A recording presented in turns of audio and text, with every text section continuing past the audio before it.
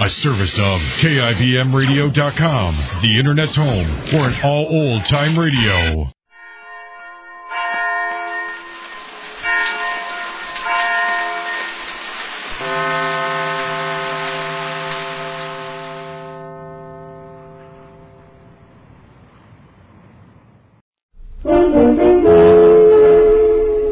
Murder Clinic. Stories of the world's great detectives. Men against murder.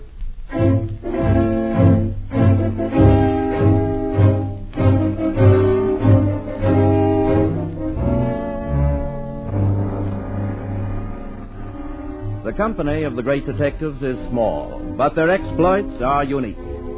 Each week, WOR Mutual invites you to meet one member of this select band, one great detective in his most exciting case.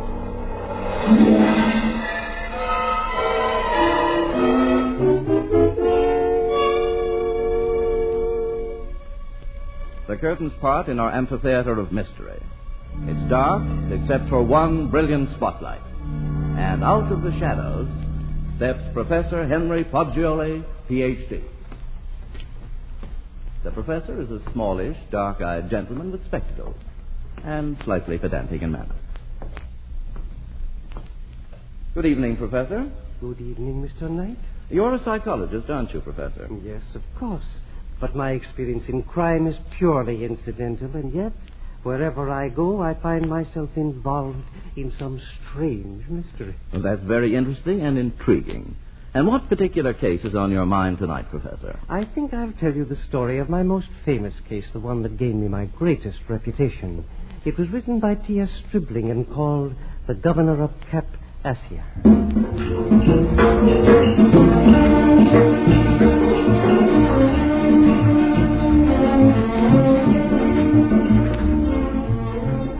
I had taken a year's sabbatical from Ohio University, where I teach, and I was traveling through the Caribbean. Our cruise ship sailed into the harbor of Haiti on a glorious morning. I was on deck, of course. In the chair next to me was an American who had joined the cruise at last port, a representative of that go-getter type so common to our country. That morning, for the first time, we talked. Well, Professor, we'll be docking soon. You know, I'll bet dollars to donuts the Marines will be recalled here in Haiti within 6 months. The Marines recalled? I didn't know they'd ever been sent away, Mr. Waterman's the name. Henry yes. Clay Yes. Waterman. Insurance is my racket. That's why I'm down here. Going to close our offices in Cap Haitian and Port-au-Prince. Cancel all outstanding policies. We're through. Finished. Fini. That sounds rather drastic, Mr. Waterman. Yeah, that's the right word for it, Professor. Drastic. We insurance boys are pretty wise birds, brother. And that's what we think about the future of the Black Republic. Indeed? Yep. Things have been getting steadily worse ever since the Marines packed up. This new Governor Boisron took over. He's a native. Pure-blooded Caco.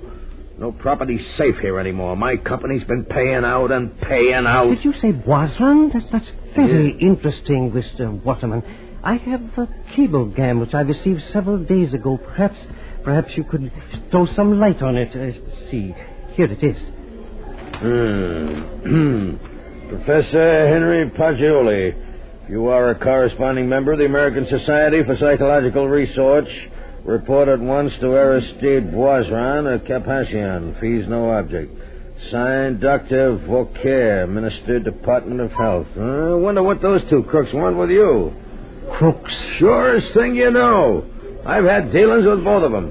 Boisron's a big bear of a man, self-made. Gotta admire him somehow. Vauquer's a half-breed, part French. Been an actor, I believe. Studied medicine abroad. Now he's Minister of Health. Boisron's right-hand man. But you said they were crooks. Well, I put it up to use one man to another. We kept getting claims for plantations destroyed. When we complained to Boisron, he shrugs and says, what can he do? Says a cactus leader up in the hills does it. If you ask me, there ain't no such bird. Or if there is, his name's Boisron. I see, or rather, I will see. If I was you, Professor, I wouldn't step off this ship. That place ain't safe. You mean there's danger? Yeah. But you're landing on? Oh, well, that's different, Professor. I'm out for business. You're just out for science. Yes, that's right, Mr. Waterman. I'm just out for science. It's strange what a man will do just for science.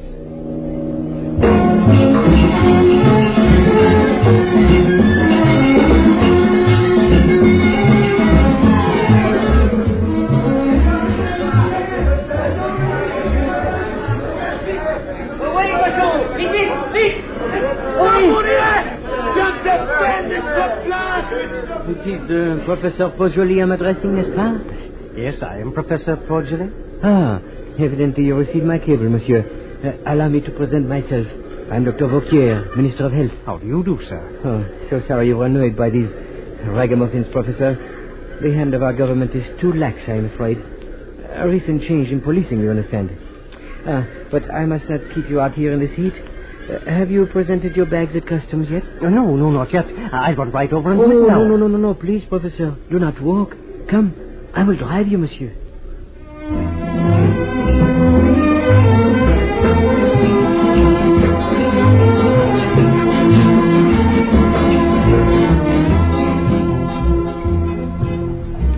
You have beautiful country, Dr. Vauquier. That magnificent marketplace, the color, the native artwork. And yet, monsieur, already our native racial development is in danger of being completely wiped out and replaced by routine American civilization. Like those empty tin oil cans our women now carry on their heads instead of the hand-woven baskets of their ancestors. What we call progress, Dr. Vauquier. But it's all in the laps of the gods. Individuals can do nothing in the major trend of racial developments. That is where I disagree, Professor. In fact, it is precisely why you are here in Haiti today. Surely you're joking. No, not at all, monsieur. My country stands today at a crossroads. American authority has been withdrawn. We have our native government. Can we keep it so? But what have I to do with that, Doctor? You will see, monsieur. Our hills are full of insurrectionary bands called cacos. These rebel leaders keep a hold over our people through superstition. Our people call them papalois. They follow them, obey them, and so rebel against the organized government. I would like to help Dr. Vauquier, but I can't imagine one man especially having an effect on an old folk belief such as voodooism. The problem is not so wide, monsieur. It is individual. There is right now one Caco's leader who calls himself Jean Lafond. If you could explain the seemingly magical effects he produces, unmask him as a faker, that would break his hold on our people and make them good citizens of Governor Boisron. You must be very devoted to Boisron, Doctor. Devoted? That is not quite the right word, monsieur. He is remarkable.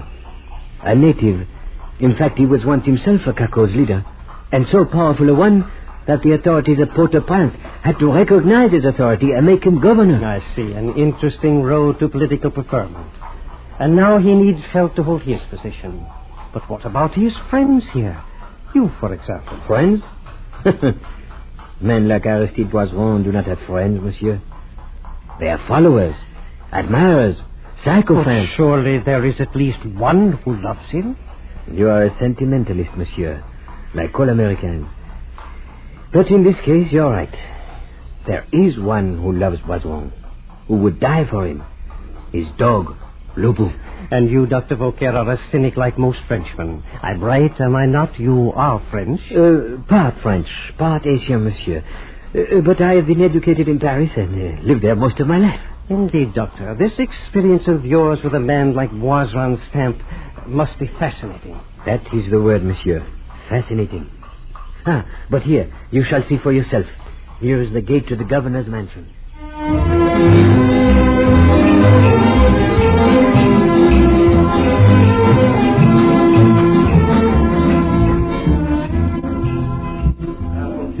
It is you at last. And this I take it is Professor Poggioli. Come in, Professor. Come in. The professor is charmed with Haiti, Monsieur le Gouverneur.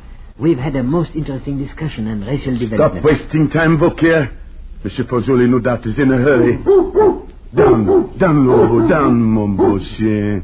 Qu'est-ce qu'il y a avec vous, mon ami? Dear, good dog. Now, you have told him, Beaucaire.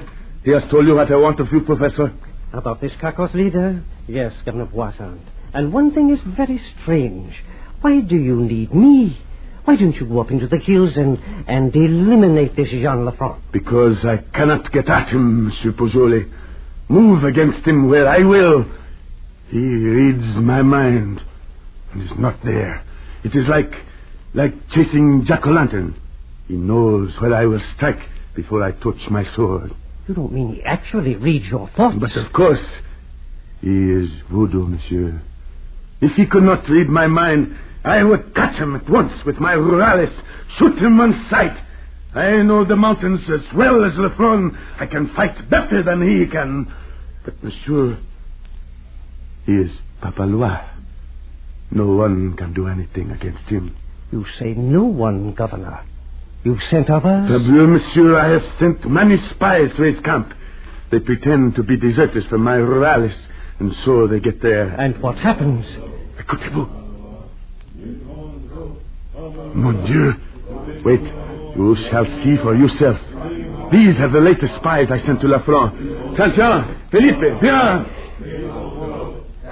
Good heavens. Look at their heads. Their ears. They've cut off. They always come back so, monsieur. Take fire! Quiet! Saint-Jean, Felipe, viens. We will question you. You will answer. Now, Monsieur Pujol, see what you can learn. Your name is Saint-Jean? Oui, monsieur. You went to the Cactus camp as a spy? Oui, monsieur. Quiet at night like a snake, monsieur. No one knew And when did you arrive?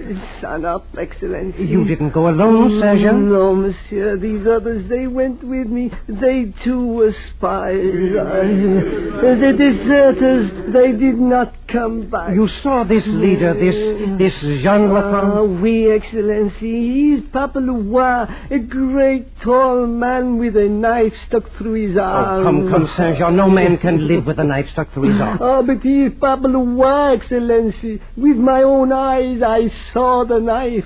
The point came out so much on the back. All right, Saint-Jean, you saw the knife. Then what did he do? We walked to him through many cacos. Then he took a drop of our blood and swallowed it. That gave him power over us. Yes. Then what happened? Then he cut off my ears and sent me back. Yes, but what about the other men, the true deserters? Did he cut off their ears? But no, Excellency. When their blood reached his heart, he knew they were true cacos. And he knew I was a spy. Listen, Saint-Jean. When did this Papa Loire know you were a spy? When my drop of blood... Oh, never mind your drop of blood. Forget that. When did he come up to you and say, Saint-Jean, you are a spy.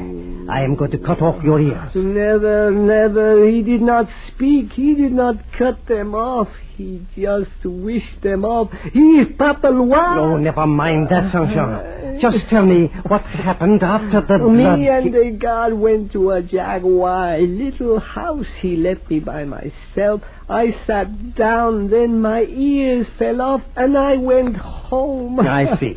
Now tell me, Saint-Jean, what time was it when you left the Caco camp? The sun was straight up, Excellency. About noon? Oui, monsieur. Then look, Saint-Jean. You reached this camp at sunrise. You left it at noon. You must have stayed there for 6 hours. What did you do in that time? No, I did not stay. I went away at once. You see, Poisson, the man is lying or suffering from the illusions. He admits that he spent 6 hours in the camp. I saw him do it. He is Papa Loire. Enough! Allez, take them away. You, Beaucaire, go with them. Spread the word that Monsieur Pujol, the great American voodoo inspector, will go to Jean Lafrance's camp to see if he is a real Papa Loire. This is ridiculous, Poisson. I'm no voodoo doctor going around making charms. You are brave, monsieur, to be angry with me. You will be brave enough to go to this Caco's camp.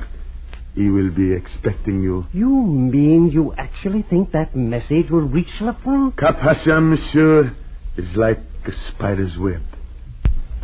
touch, one thread, and it all quivers. Yes, but look here. I can't possibly go to this LaFrance camp without a guide. He will have men posted to watch out for you. Yes, but he can't allow me in his camp, a psychologist, coming with the avowed purpose of exposing his tricks. If he does not, monsieur, every Negro on the island will say at once, he is no tout papalois.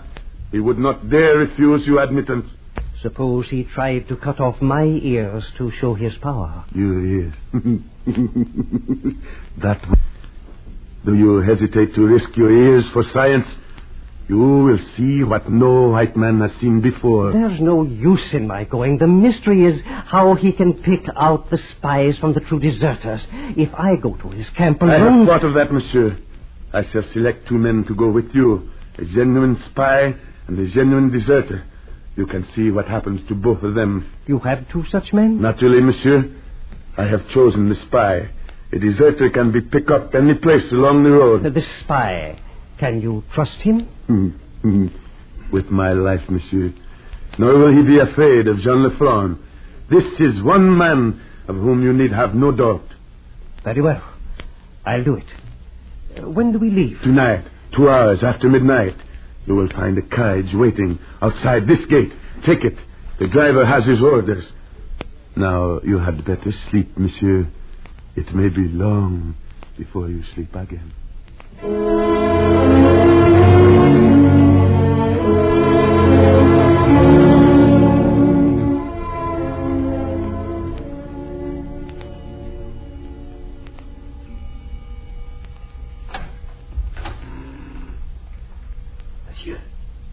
Monsieur. Eh? What? Who are you? Monsieur, it is 2 o'clock. The carriage. She wait for you. Oh. Yes. Very well.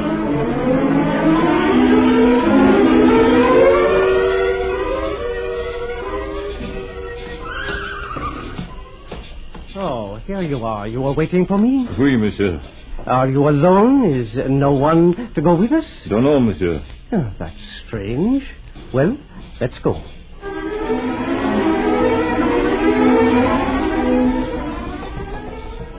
Driver, weren't you supposed to stop somewhere and pick up another man? I do not know, monsieur. I was told to pick up white man at governor's house.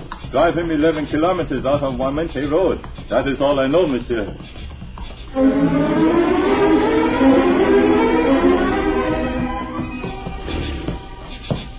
Here is the place, monsieur.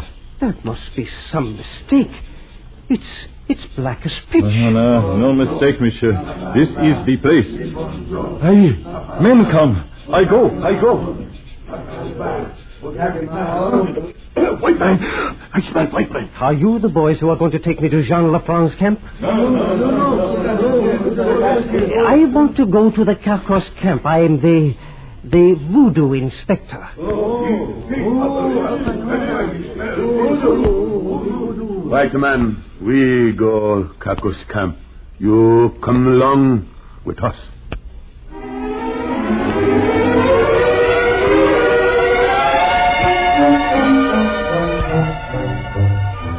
We've been walking a long way. How far away from Lefranc's camp now? Hush, white man. Save your breath for climbing. We go up into mountains. Who goes that? Voodoo inspector. You gotta climb now, white man. Great heavens. I can never climb that. Why, it's 30 feet of sheer stone cliff. You will climb. I go first. No, I can't do it. Here, take my hand. I'll lift you. He's wrong, fellow. Look at that. Who does that? Who does big boy?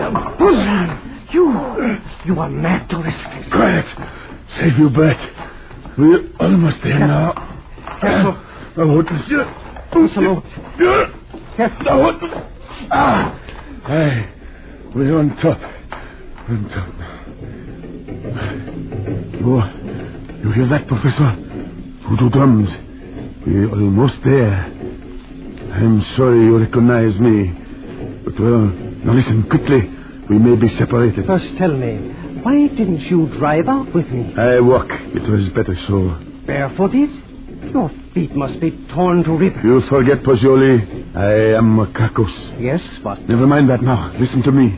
Whatever happens, do not interfere. Do you understand? But suppose Lafrance recognizes you, too. He will recognize me. I know that. But then... Quiet. Someone is coming. You, Voodoo Inspector? Yes. Over there, deserters. You come with me. Look, there's the altar of the flame. What a crowd. There must be hundreds. My men, deserters, all of them, they will pay for this. But where is Lafrance? Wait. There. Right through the flame. Clever devil, that. Professor, how does he do that? It's a theatrical trick. Illusion, they call it. I'd have to examine it more closely to discover how it works. By Jove. Lafrance wearing a red mask. It covers his whole head. Yes. No one has ever seen his face. Watch. There goes the first of our men. You see, at the altar. Lafrance picks his arm with a knife. Look, now he's sucking the blood. Now I am next. Watch. See where they take me after. No, Poisson. No, he will kill you. Come. Run for your life. You are easily frightened, monsieur. No, I have waited many moons for this chance. See, he beckons me. Adieu. I go.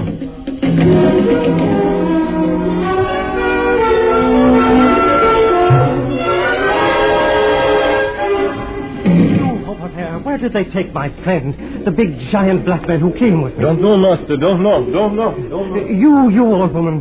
Where is the place they keep the new men? You do not know, monsieur? The devil does very little for you. Oh, hang the devil. Where is this man? I see big man, monsieur, sitting in old chair. Papa Loire. He speak with him. The big man fights. His heart rages like great fire. He can do nothing. He is like great drunk bear. Now, yeah, big friend, well, flowers on his head. They bloom like red roses. Good heaven, Bourgeois. They've got him. Tell me, you old she-devil, where is he? In one of the jaguars. Go, Voodoo Inspector. Put the ears back on his head.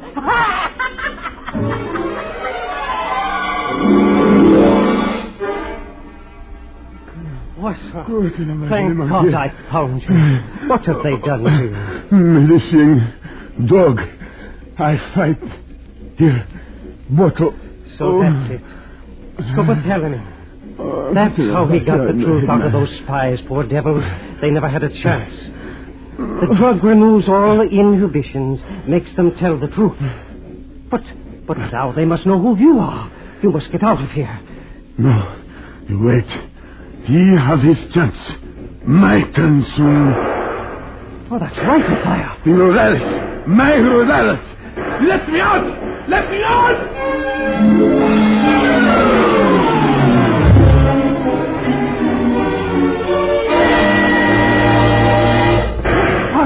That man behind you, he has a knife. Papalois!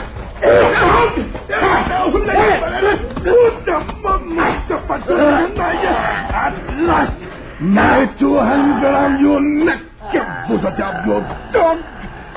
Kapag nasyot sula sumanya aya.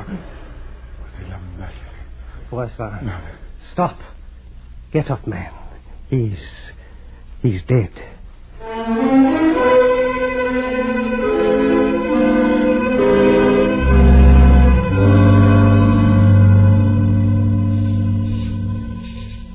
Monsieur, they did good job, my Rurales, eh? Yes, very thorough. But how did your troops ever manage to find their way here? It was Lobo. Lobo? Oui, monsieur, my dog, my faithful Lobo. I knew if I could once march into this Cacos camp barefooted, Lobo would follow me and lead my men to Jean Lafrance. You still call him Jean Lafrance? Why? Didn't you know? Know what, monsieur? That he was Papalois? And that I killed him with my bare hands? Then you haven't looked under the devil's mask he wore? Mask? Parbleu. No, monsieur, no. And yet, you almost guessed. They told me he had been an actor in France. I was sure of it later when I talked to Saint-Jean. Those last 6 hours of his smacked too strongly of scopolamine. Not a native drug, but a European one. A European doctor, a European actor, and a member of your own household. Oui, monsieur. Jean Lefort, Papa Loire, was Dr. Vaquier.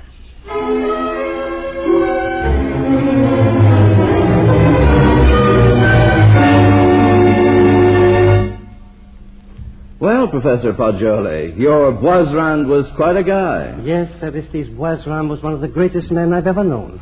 For him to challenge the great voodoo took more than physical courage.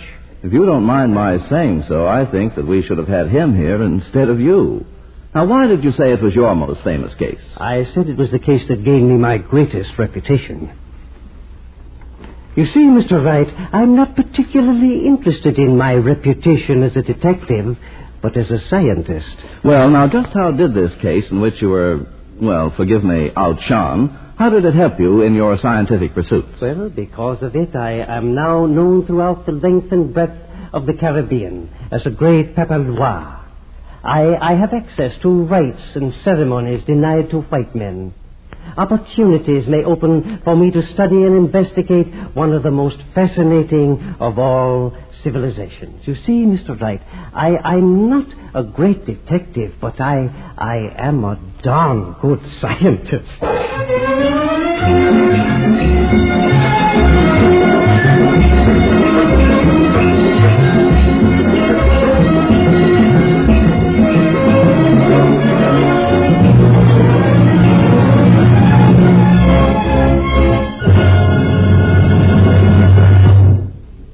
You have been listening to Murder Clinic.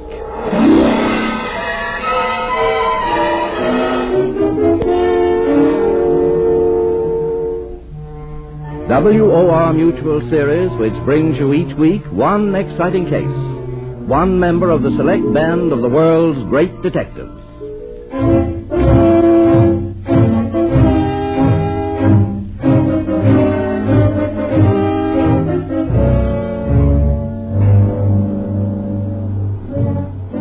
Tonight's detective was Professor Henry Poggioli, Ph.D. Professor Poggioli was played by Herbert Yost, and the part of Governor Boisrand by Juan Hernandez. Original music was composed by Ralph Barnhart and conducted by Bob Stanley. The tales on Murder Clinic are adapted by Lee Wright and John A. Bassett. Murder Clinic is produced under the direction of Robert Louis Cheon. Frank Knight speaking. This is the Mutual Broadcasting System.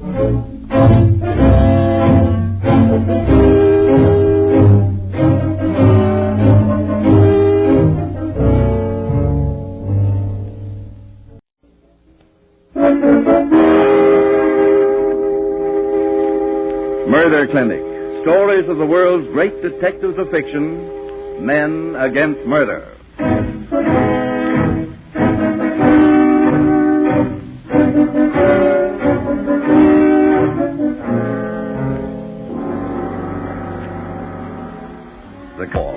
But their exploits are unique. Each week at this time, WOR Mutual invites you to Murder Clinic, where you'll meet one member of this select band in his most interesting case.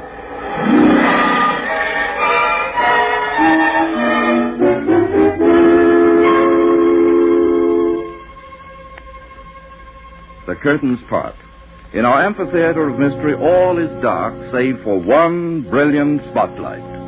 And out of the shadows comes Max Carados. Oh, Mr. Carados, look out, sir. There's a step down there. May I help you? No, I can get along perfectly. Don't bother, Mr. Knight.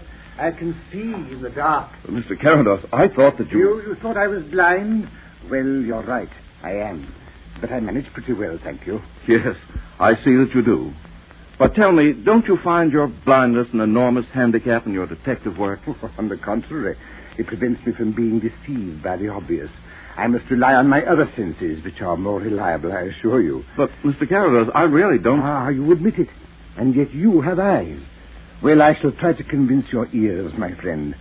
Let me tell you the story of the Holloway Flat tragedy, in which those who had eyes saw nothing.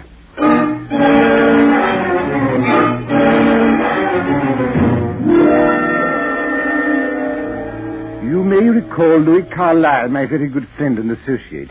He was a private inquiry agent and often did me the honor of asking my help in some of his more complex cases. One morning I dropped in at his office. Parkinson was with me, of course. He has been my personal attendant and my physical eyes for many years. Louis was a bit bewildered by a letter that had arrived in the morning mail.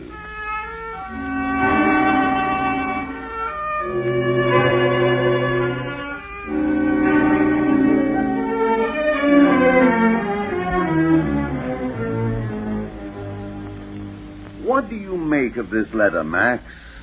It's certainly out of the ordinary run of my correspondence. Good bond paper.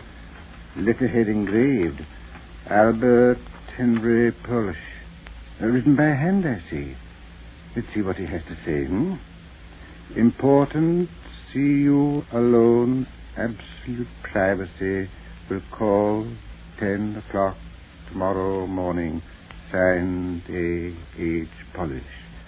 Gad, Max, how do you do it? I've seen it 100 times, and I still can't believe it. My dear Louis, why are things you can't see so mysterious to you? You wouldn't be surprised to watch me reading Braille, would you? Well, the ink on this paper is as clear as Braille to me. But to get back to this letter, your mysterious Mr. Polish says he's coming this morning. Perhaps I'd better go. I wish you wouldn't, Max. But he says here, absolute privacy. Yes.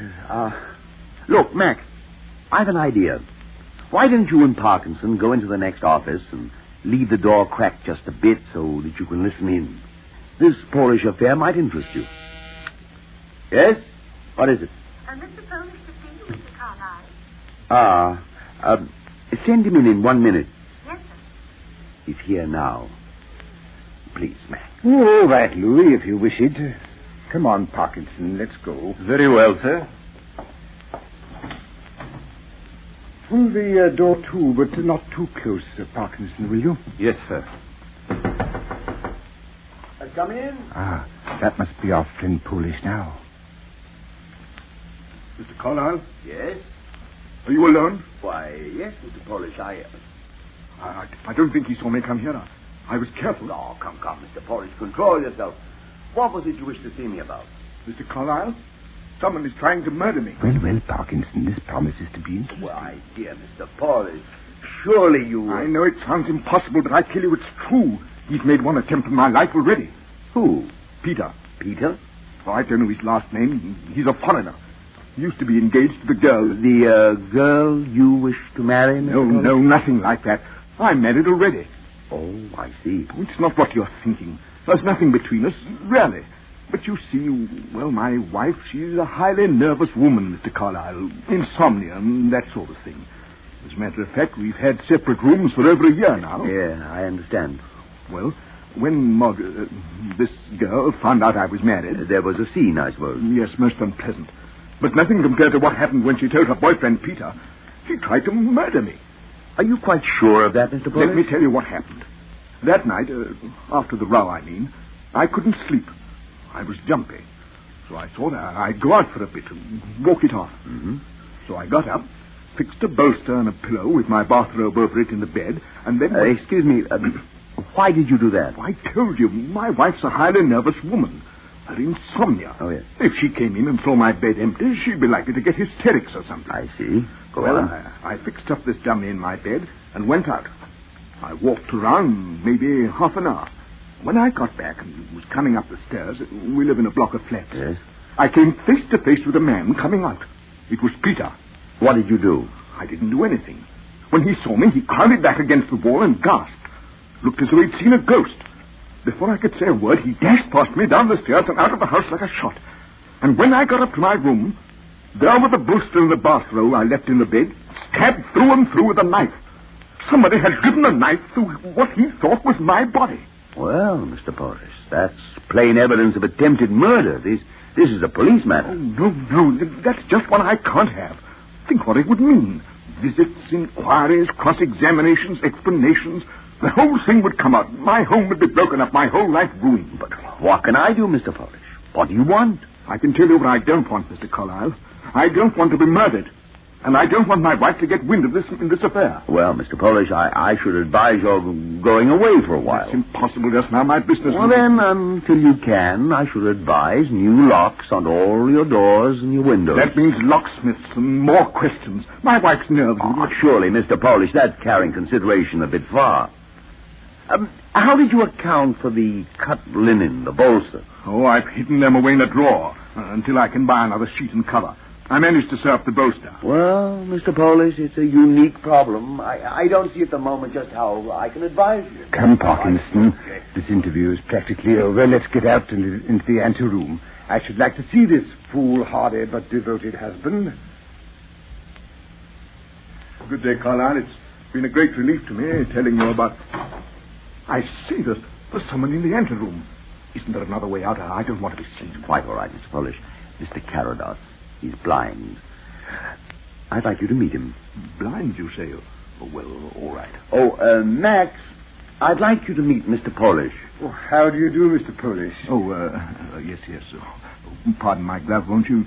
You see, I'm missing part of the finger in my right hand, and I'm sensitive about it. You needn't be, Mr. Polish. I found physical infirmities have their compensations. Oh, yes, I can see that. I must be going, Mr. Carlyle. I'll get in touch with you if anything further develops. Goodbye, Mr. Polish. Goodbye, Mr. Polish. Goodbye. All right, Parkinson, you can come out from behind that screen. He's gone. Oh, come, Max. Why this elaborate device? Surely I could have told you what the fellow looks like. All right, Louis. Tell me, what does Mr. Polish look like? Why, Max, he's medium height, average weight. He's got sort of brownish hair and... I see, Louis. Medium, average, a perfect picture. And what would you say, Parkinson? Mr. Polish is 5'9", sir. He weighs in the neighborhood of 11 stone 6. His hair is light brown, several shades lighter than his brows. He has a small mole beneath the left eye. The clothing of good material, but not custom-made. Glove on right hand only. Calfskin, I should say. Oh, help enough, Parkinson, enough.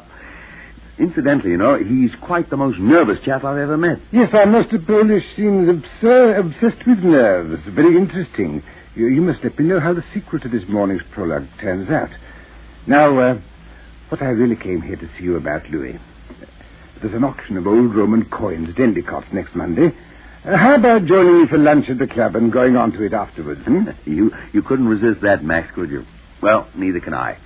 All right, I'll be on hand. Next Monday it is. See you then.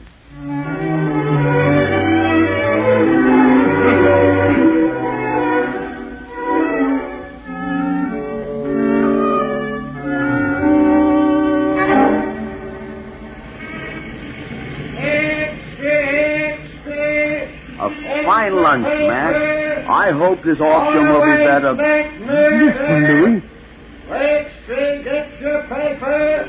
Always flat murder. Read all about it. Holloway Flat? Isn't that the address of your remarkable caller last Thursday? By Jove, Max, it is. What was the fellow's name? Polish. Here, boy. Boy. Give me a paper, please. Y'all come there. Thank you, sir. You're right, Max. It is Polish. Why, the poor devil. Found dead in his bed this morning.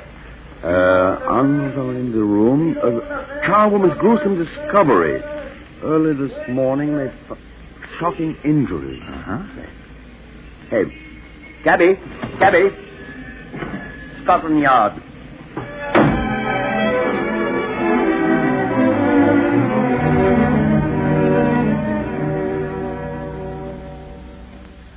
Good afternoon, Inspector Beadle. Mr. Carados. This is my nephew George, just promoted to the detective division. I see. I'm very glad to know you, Mr. Carados. My uncle, Inspector Beadle, here, has been telling me a lot about you. Really? But now, Uncle, hadn't we better be getting along to Holloway Flats? Oh, so you're on the Polish case, Beadle. Right. Splendid. I think you'll be interested in what I have to tell you about this case. We'll take a cab, and I'll give you the information as we drive along. And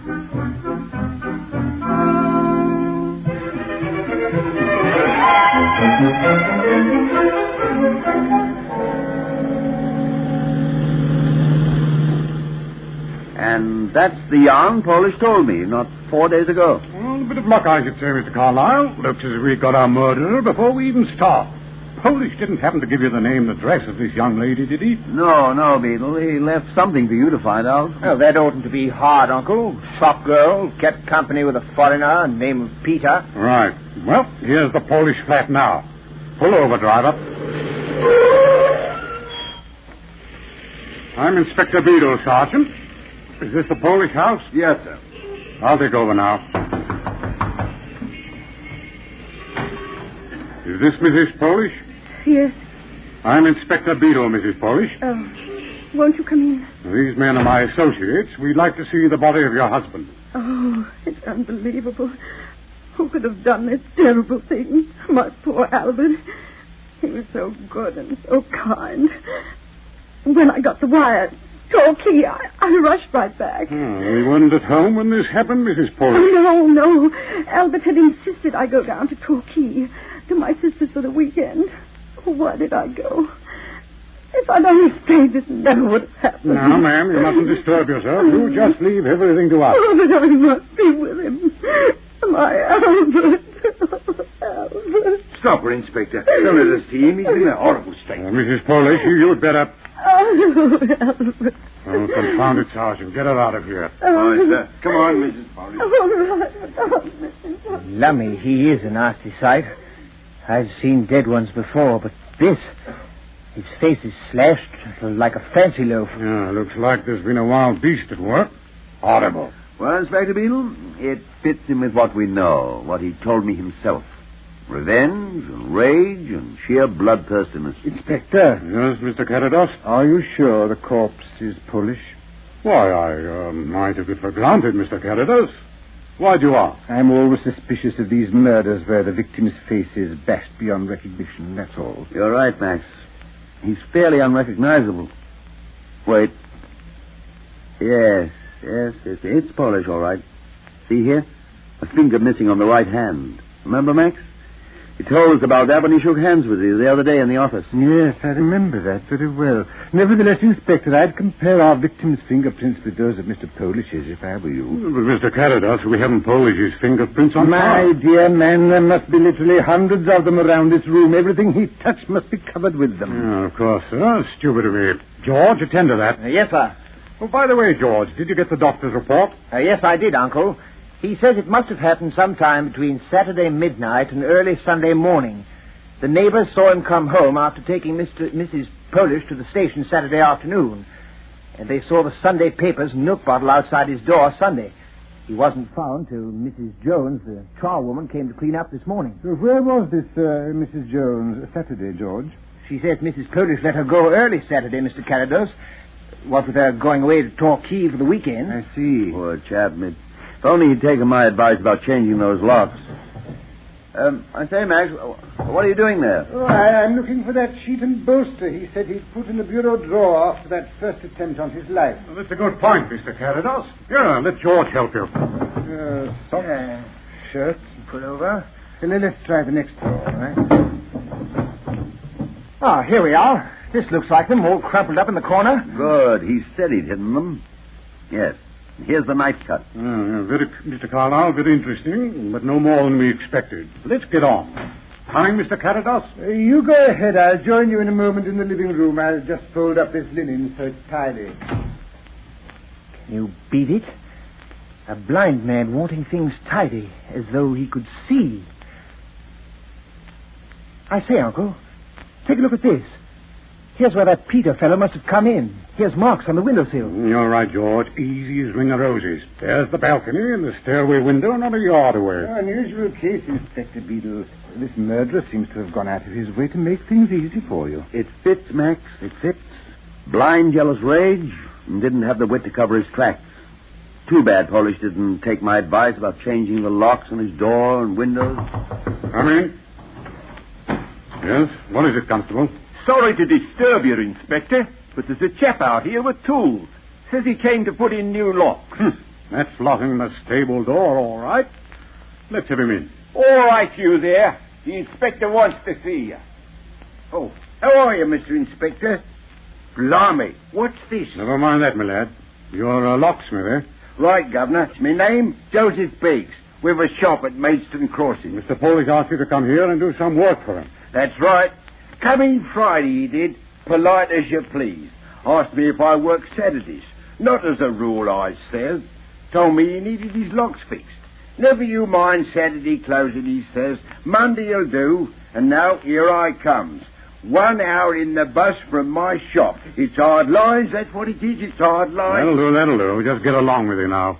Blimey, I'm called to do a job and then get bounced out of it. Oh, that's that. Just one more thing. Sergeant, did you ask Mrs. Jones whether there'd been a fire in this grate recently? Yes, sir. Said there hadn't been one for weeks. I see. Then these ashes may be significant. Here, have a look, George. It looks like some paper's been burned. Not much left. Hey, what's this? Look, it's a bit of newspaper. Goodbye. Let's Funny have a look. kind of printing. Why, it's Italian. Just one more sign pointing in the same direction. Peter. Yes, isn't it, Inspector Beadle? Did anyone happen to notice if he had written Si Parla Italiano in red on the wall over the bed? Why, no, Mr. Carados. I'll go look. No, George, don't bother. When you know Mr. Carados as well as I do, you'll understand that although there's always something in what he says, it's not always what you think it is. That's right, Mr. Carados. Just why do you think the murderer might have written Italian spoken on the bed? Obviously, Inspector, to make sure you wouldn't miss it. Oh, you're right, Mr. Carados. This Peter has been pretty helpful. Nothing to the case, just a simple routine job of finding the shop girl and her Italian boyfriend. Bulldog you are, Inspector. But I wonder, while you're pursuing this simple routine job, would you do a favor for me? Why, of course, Mr. Carados. Anything you like, if you think it'll help find the murderer. Thanks, Inspector. Now, this is what I want you to do.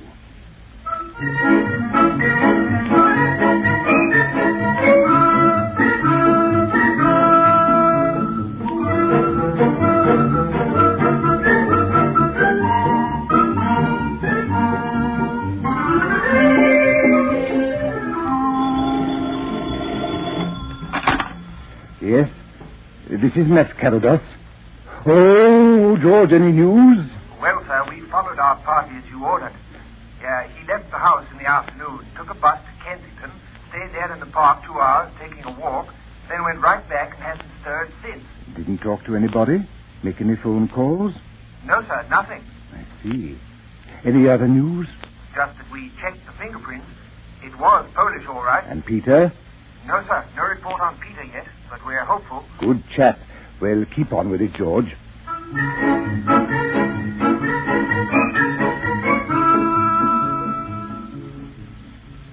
Nothing, sir. No sign of Peter, nothing. Except one thing. There are 3 locksmiths in the vicinity. Excellent. But don't get discouraged, George. Keep at it.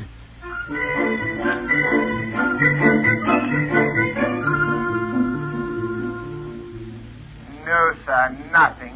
It's been 3 weeks now, Mr. Carados. Shall we keep at it? By all means, George. It's absolutely vital. Absolutely.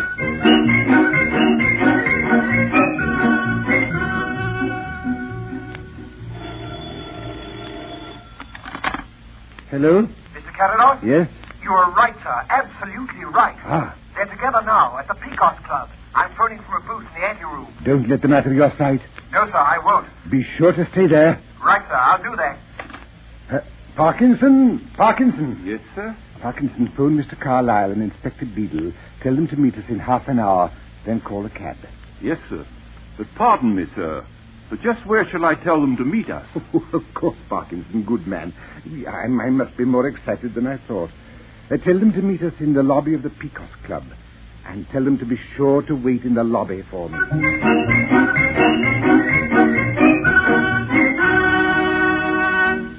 Ah, Louis, you got here before me. Hello, Mac. And Inspector Beadle. Mr. Carados? Mr. Carados, you called it to a turn. How you ever guessed it? No time for that now, George. Is that inside? Yes, sir. At that table there, sir. Where I'm pointing, see? Oh, I'm sorry, sir. I clean forgot. That I'm blind? Never mind, George. That's the finest compliment you could have paid me. Now, what's happened so far? Well, as soon as we had them spotted, I talked to the manager. There was a little trouble, but Uncle fixed that as soon as he got here. One of our own men took over the waiter's job at their table, though. They seemed careful when he was around. Just one thing he caught, though. When our man came up, she was saying something about there might even be a raid here to look for Peter the Italian. And then they both laughed. Yes, they would laugh. I'm going in there alone. No, we can't hear to that, Mr. Carados. It's too big a risk. The man has a gun on him. We spotted that. These people are desperate. Dangerous, it would be. Don't worry, Inspector. Believe me, I'll be safe. Just one thing. Keep your eyes on me. When I unloosen my scarf, throw that master switch in the fuse box. Turn out every light in the place. It's important. But, Mr. Carados, I won't hear of it. Blast it. He's in there already.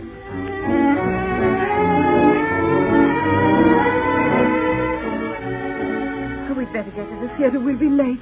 Do finish your... There's no hurry. We've plenty of time. Oh, do finish your coffee, Dick. I'm nervous here.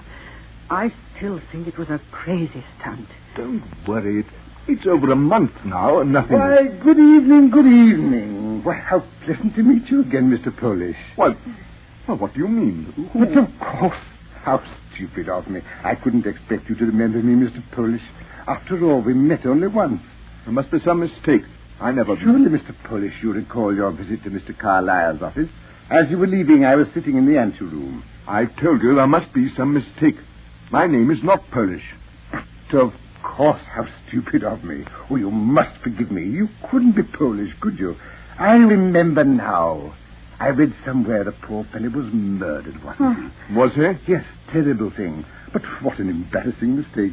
You know, it's only the second time in my life it's happened to me. Mistaking a voice, I mean. You see, I'm blind. Oh. Yes, miss, quite blind. Oh. And I've always prided myself on never forgetting a voice. And now here I am, forgetting the first. You've made your second mistake. So if you'll excuse me... Yes, it's all coming back to me now. How could I have forgotten? Why, only the other day Mr. Carlyle was telling me about that dreadful murder case. The police let him in on the little game they're playing. What little game? What do you mean? Well, I shouldn't tell you. It's in the strictest confidence, of course. But you've been so kind. Yes. What little game? Why, this Peter.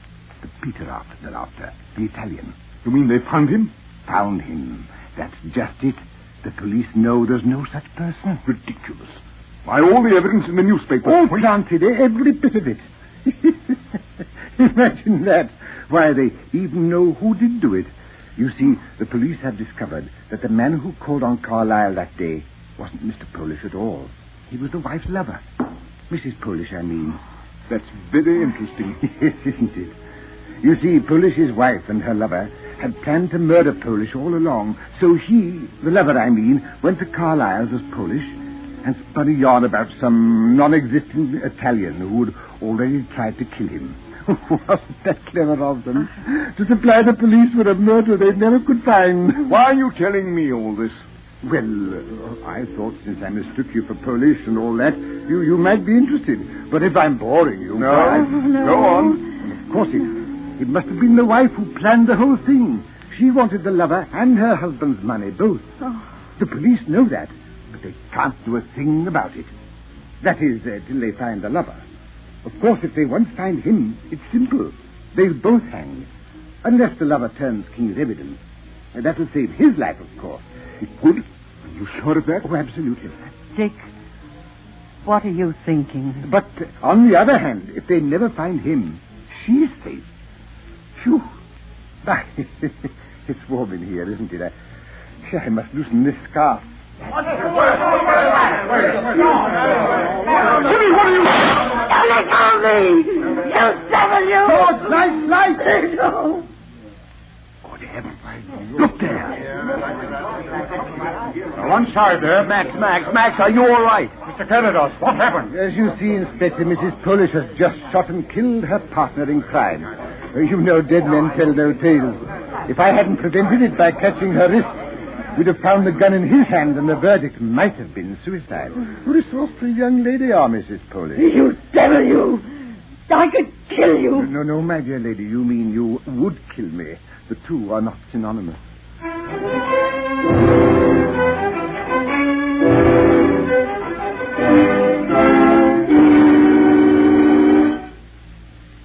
Well, Mr. Carados, that was a very pretty trap. A bit elaborate, perhaps, but pretty. Elaborate? Yes, rather. Weren't you taking a chance personally and turning out the lights that way? Oh, you forget, Mr. Knight. In the dark, it is I who can see. I who have the advantage. Without lights, they were playing in my backyard. Yes, I can see how your blindness helped you there. But tell me this. How did you get onto them in the first place? I got my first clue to the truth because I didn't trust my eyes, having no eyes to trust. You remember when we found that sheet and bolster case so beautifully hidden for us to find, with the knife thrust in just the right place to bear out the story Louis heard? Yes, but Beadle and Carlyle and George, they saw them too. Exactly. They saw them. But I smelled them. They were perfumed, my friend. They had been taken from her bed, not his. A small mistake, but a fatal one.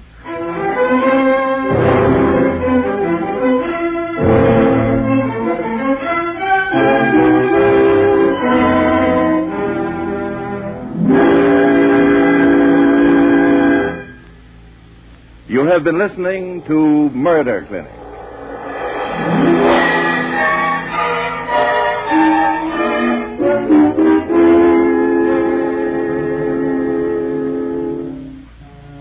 WOR Mutual Series, which brings you each week one exciting case, one member from the select band of the world's great detectives.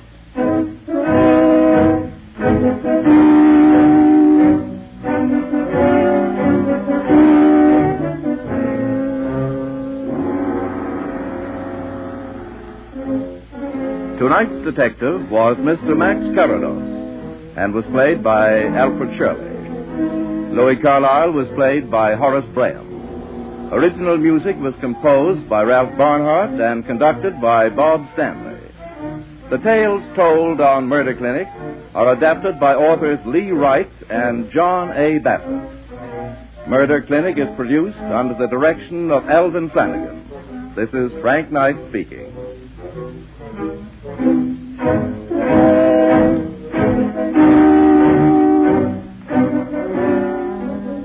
This is the Mutual Broadcasting System.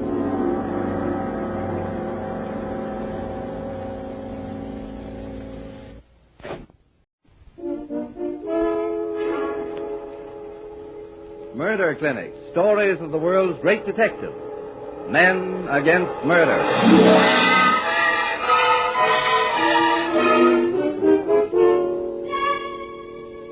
Each week at this time, WOR Mutual turns the spotlight on one of the world's great detectives of fiction and invites you to listen to the story of his most exciting case. Tonight, Madame Rosika Story in The Scrap of Lace.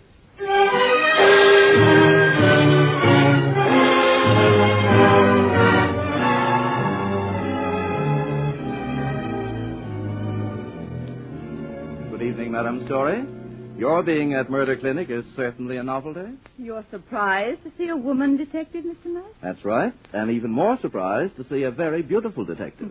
It's a queer business for a woman. Most people think so, Mr. Knight. But you see, being a woman gives me one great advantage. My adversaries usually underestimate me. Yes, I suppose they would. Now, what's the tale you're going to tell us, Madam Story? It's called The Scrap of Lace. I chose it because it seems to me so unusual a crime. A strange story of jealousy and death. Of course, you know the great family of Kruger, who ruled New York society for generations. When Mrs. Peter John Kruger III died, her mantle descended as a matter of course to Mrs. Peter John Kruger IV.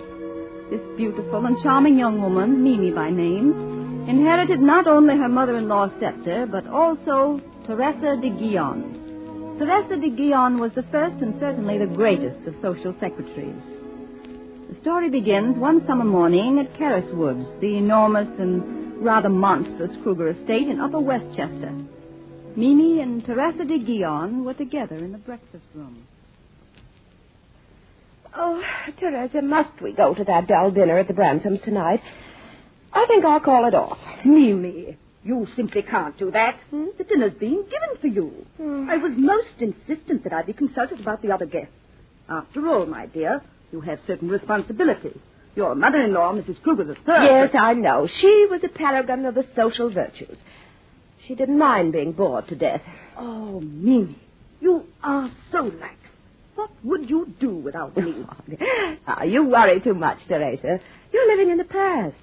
Your little assistant, Louise Mayfield, could possibly take over very well. Louise?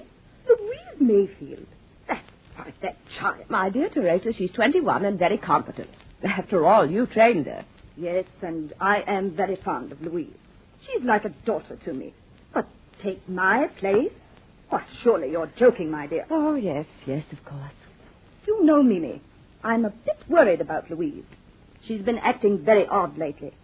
This party she's going to tonight, I have no idea where it is or who her hostess is to be. Well, wherever it is, she'll have a better time than I will. You know, Teresa, I shouldn't be surprised if Louise has been acting strangely because she's trying to keep away from my handsome cousin, Jack Rocliffe. She doesn't seem very grateful to you, Teresa, for arranging to marry him off to Vera McPeak. Jack Rocliffe and Vera McPeak are a splendid match. He has family, position. Vera is young. She can be molded.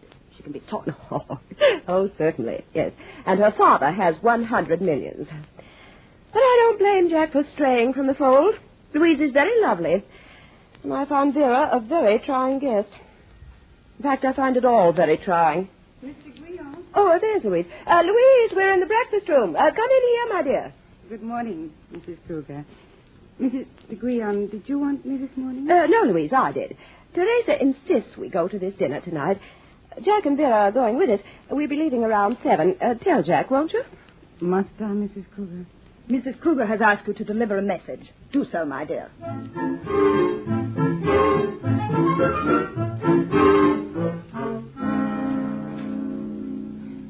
Jack, I came only to tell you about the dinner. Oh, Louise. Please, must we go through all this again? Why don't you leave me alone? Because I'm mad about you, Louise. Can't you understand? I'm in love with you. I want you to marry me. You marry and support a wife? Don't be silly, Jack. It does sound silly, doesn't it? But I'm changed, I tell you. You changed me, Louise. I love you. There's nothing I wouldn't do for you. And what about Vera McPeak? Oh. No, Jack. I'm afraid you've been bought, paid for, and delivered. Vera won't let you go so easily. I'll tell her tonight that I'm through, Louise. I'll meet her at the dinner and tell her, and then I'll come back here to you. Come back if you like, Jack. Good. I'll be back at about... But I won't be here. Where are you going, Louise? Why don't you tell me? It's not a man. I know it's not a man. Who is it? Who is it? Nonsense has gone far enough. What I do is my own business. Do you understand that, Jack? No, it's my business. You're mine, Louise. Do you hear? You're mine. I'll have you or no one else will. Jack, let go of my wrist. Louise, tell me. You're hurting me, please. Louise, I want to know. Let me go. Well, Jack. Still making passes at the servants, I see. Perhaps it's just as well you saw. Might as well have this out now. Shut up. I can handle this. It's pretty easy to see what Miss Mayfield's little game is. She thinks she'll marry into the great Kruger clan. Well, let me tell you, Miss Mayfield, Jack hasn't got a cent to his name and never will have. Vera, please. I understand perfectly, Miss McPeak. I assure you I have no ambitions in Mr. Rocliffe's direction. Quite the lady, aren't you, Miss Mayfield? Well, what's your step? Sure, I know what you all think of me. Vulgar. Common. But let me tell you, we common clay McPeaks from Pittsburgh know how to get what we want. And we know how to keep it. Think that over, Miss Mayfield. Think that over.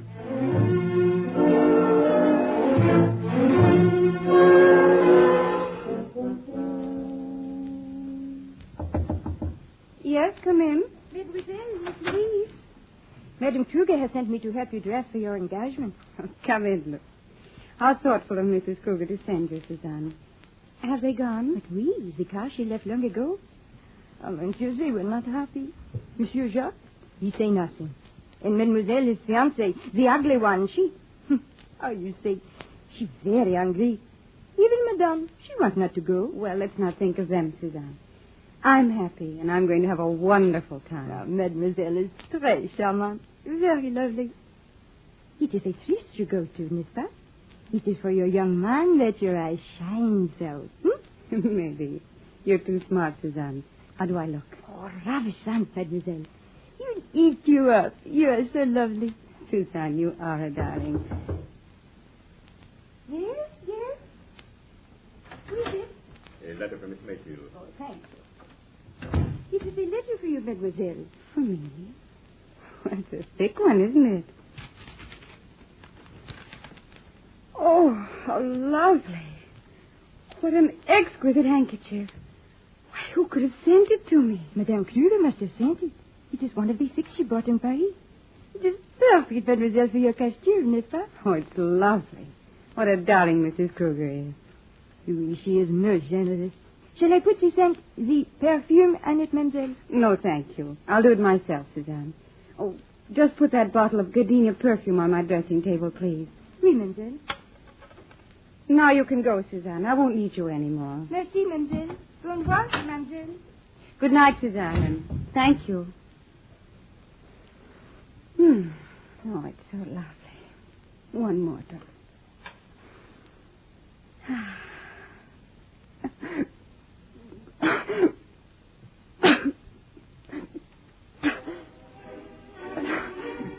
Suzanne. Suzanne. Help. Suzanne. Help. John.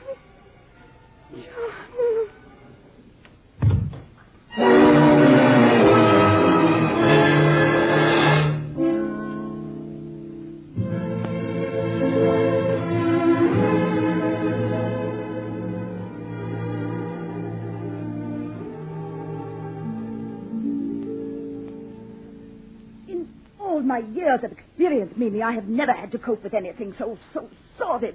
Teresa, how can you think of appearances with Louise, that beautiful child, lying in there dead? But I must think of them. After all, Dr. Plummer refuses to sign a death certificate. That old fossil with his hints of foul play. Oh, maybe he's right, Vera. What do you mean, Jack? What do you know of Louise Mayfield's death? Well, Stop wrangling, you two. Dr. Plummer was kind enough to give us 36 hours. He's risking a great deal going as far as that. Oh, why doesn't Madame Story get here? Are you sure you acted wisely in calling her in, Mimi? Well, it was either she or the police. You said she had a reputation for discretion. Come in. Yes? Madame Rosita Story and Miss Bella Brickley. Thank heaven you're here, Madame Story. This is a terrible situation, terrible. Oh, but let me introduce you. I am Teresa de Guillaume. This is Mrs. Peter John Kruger III. How do you do? Miss McPeak. Hello. Mr. Rocliffe. How do you do, Mr. Rocliffe? It was good of you to come so quickly, Madame Story. This unfortunate accident is likely to create a distressing scandal for Mrs. Kruger. Accident, Mr. Guillaume? From what you told me over the phone, I gathered Louise Mayfield had been murdered. Nonsense. We don't know that, Madame Story. Nobody does. We only know Louise is dead. Poor child. We found her when we returned last night from our dinner party. It isn't nonsense, Teresa. You know it. Madame Story is perfectly right. It'd be very foolish to ask her help and not give her all the facts. What facts, Mimi? Just because that old fossil of a Dr. Plummer won't give a death certificate. If you ask me, it's a nice little scheme to get you to hire this Story woman and split whatever she can manage to get out of you. Vera! That's an interesting idea, Miss McPeak, though I must confess that so simple and clever a scheme would never have occurred to me. But surely Dr. Plummer offered some other reason for refusing a death certificate. Yes. He says... Oh, it's impossible, but... He says Louise was asphyxiated. No, fool. There isn't a gas outlet in the house. How helpful of you to know that, Miss McPeak. You won't mind, will you, if I check for myself? I don't mind what you do. Oh, what's the use of all this? We've nothing to tell. All of us were at a dinner party 20 miles from here together. When we got home after 11, we found Louise... Well, that is Miss Mayfield, dead. I see. Mr. Guillaume, when you phoned me, you said something about some missing object. Suzanne, the maid, insists a lace handkerchief came in the mail for Louise as she was dressing to leave. When we found her, the handkerchief had disappeared. Very interesting. Suppose I start, then, by questioning this maid, Suzanne. Maybe she can tell me more about this missing handkerchief.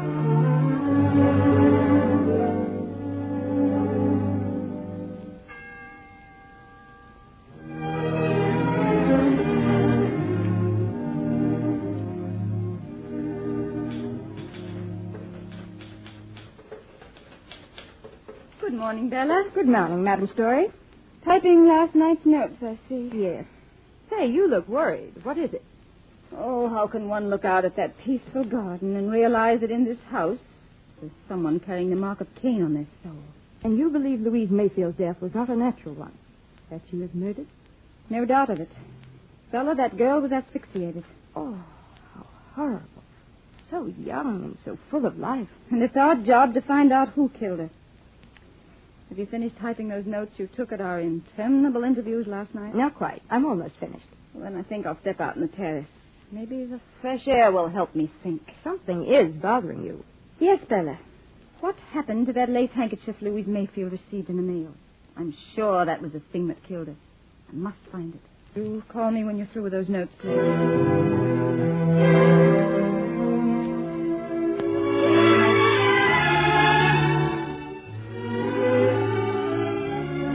Madam Story, you come out and shame the flowers and dim the sunlight.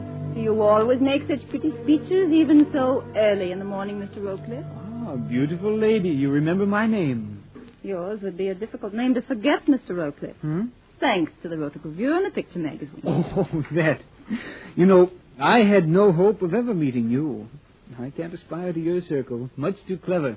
It all depends. I should say that you were quite clever enough for your own purposes, Mr. Rowcliffe. I'm just a lightweight. I wonder. I see you're standing out under her window. That is Miss Mayfield's room up there, isn't it? Yes. Well, that was her room. Ivy-clad walls, old English ivy. Sturdy and strong, too. I wonder why the vines are so torn and broken. Oh, are they? I hadn't noticed. You loved Louise Mayfield very much, didn't you? Yes. I loved her more than anything in life. And she? Oh, why should she care for me? What am I? Nothing but a wastrel. She was in love with someone else. I know it. I could tell. But if I'd known who it was, Why didn't you tell me, Mr. Rowcliffe? You'd left your dinner party and came back here last night. How did you know that I did? I didn't. You've just told me. Oh, thank you. There, you see, I told you you're too clever for me. What time was it when you got here? Well, I don't know. It was about 9:30, I think. I see. You came around back here in the garden. You saw a light in her window, called her, got no answer. And you climbed that ivy up to her window, didn't you? Well, who saw me? Nobody, as far as I know. That broken ivy tells its own story, but not all of it. Tell me, what did you do when you got up there? I suppose you're thinking that I killed her. I wouldn't blame you if you did. I don't care much if you do. I've got nothing more. Please, Mr. Rowcliffe. I'm sorry. Well, I went in and found her lying there on the floor, dead. Then, like the coward I am, I got scared. How could I explain my being there? So I climbed down again the way I went up and drove back to Quaker Ridge. I suppose you don't believe me. Suppose I say I reserve judgment. Now, will you give me the handkerchief that you took from Louise Mayfield's hand? How did you know that? It's obvious. I suppose that you took it as a remembrance of her. Yes, I did. It was the last thing she had touched. Here it is. Madam Story, could you come into the office a moment? We'll continue this talk later, Mr. Rowcliffe. Will you excuse me now, please? So this letter was pushed under the door. Did you open it, Bella? No, I saw it was addressed to Louise Mayfield, so I called you. I see. It's postmarked Briarcliff. There's a notation on the envelope in pencil. Not a very literate correspondent, Bella. If you want to buy any more info about this letter, we can make a deal. I'll drop around at 11. Well, we haven't long to wait. Now, let's read the letter. Darling, I can hardly wait till Tuesday night when I'll see you again. I'm moving heaven and earth to arrange things so we'll be together for always. All my love, dear. It's signed J. J? That must be Jack Rowcliffe. In the light of what we know of their relationship, does it sound like Jack Roker? No, that's stupid of me. But the initial. It could be the J stands for John. Peter John Kruger. Uh-huh. This must be our mysterious correspondent now. Come in. Well, ladies, here I am. Johnny on the spot, like I says. Do we do business? You're the Kruger chauffeur, aren't you, Mr. Gargan's the name. Chauffeur and bodyguard. I'm sure you're efficient in both departments, Mr. Gargan. But why the bodyguard? Well, it's like this. The Krugers are important people, see? Mm-hmm. They're likely to be bothered by cranks and other undesirable citizens, get it? They need protection. And I'm the guy that can protect them. Yes, I can see that, Gargan. But now, about this letter. Yeah, that's right. Well, do I sing or don't I? That depends on your song, Gargan. First, tell me, how did you manage to get hold of this letter? Well, it's like this. I always get the mail, see? And I always deliver it. But yesterday, Mrs. Kruger and the old dame are with me. I go in and get the mail, and I look through it to see if there's something for me. And I see this letter. Well, when I come out to the car, Mrs. Kruger says, give me the mail. I hands it to her. And when I get it back, this letter ain't with the others. Well, I don't think much about it till last night when this Mayfield dame was bumped off. Then I begin to smell a rat. And this morning, I did a little mooching around. And here it is. Very graphic, Gargan. How's that? Oh, skip it. Now, what further information have you to give us, Gargan? I can tell you who sent that letter to the Mayfield dame. So, for how much? Half a G. $500? That's an expensive song, Gargan. Ah, nuts. You can put it on the expense account. You're right. Nuts it is. The $500 is yours. Thanks. Here you are. Now, who sent this letter to Louise Mayfield? Well, it was the one... Gargan. Madam Story. Is he dead? Yes. The shot came through that window. Why? To keep him from telling us who sent that letter to Louise. Help me put him in that closet over there. Rosique, I won't let you. You can't. You've got to report it. If I report it now, the police would interfere with all my plans. I need 24 hours. You're risking your reputation. We've taken risks before. But this is concealing a murder. Why do you need 24 hours? To learn the secret of this, Bella. Why, that's one of Mrs. Kruger's handkerchiefs. No, Bella. It's the handkerchief. The one Rocliffe found on Louise Mayfield's body. I'm staking my reputation on this little scrap of lace.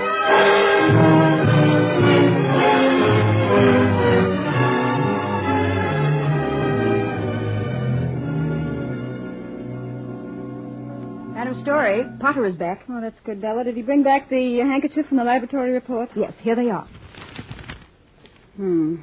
Just as I thought. Oh, what a horrible use for such a lovely thing. This handkerchief was the murder weapon, Bella. But how could it have been? Because our murderer knew that Louise Mayfield used gardenia toilet water. But can we find out who sent it? I rather think we can.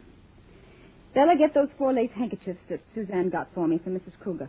What are you going to do now? Now, my dear Bella, I'm going out to present a noose to a murderer.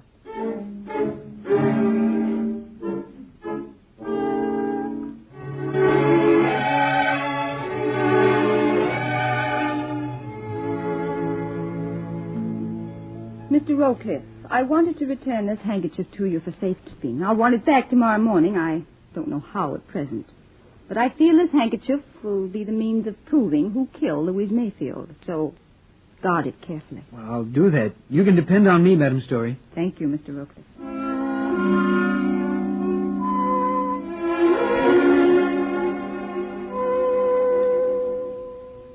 Miss McPeak, the greatest proof that I'm not against you is that I'm going to ask you to keep this handkerchief for me. The most important piece of evidence I have.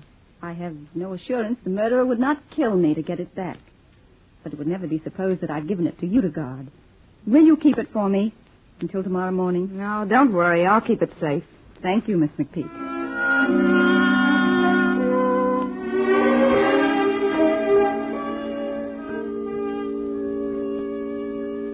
Mrs. Kruger, it's the handkerchief. It's the one that was sent to Louise Mayfield. Where'd you get it? Can't tell you that now, but I'm afraid it was the cause of her death. Oh, how horrible. What I'm going to ask you to do is to hold it for me just until tomorrow morning.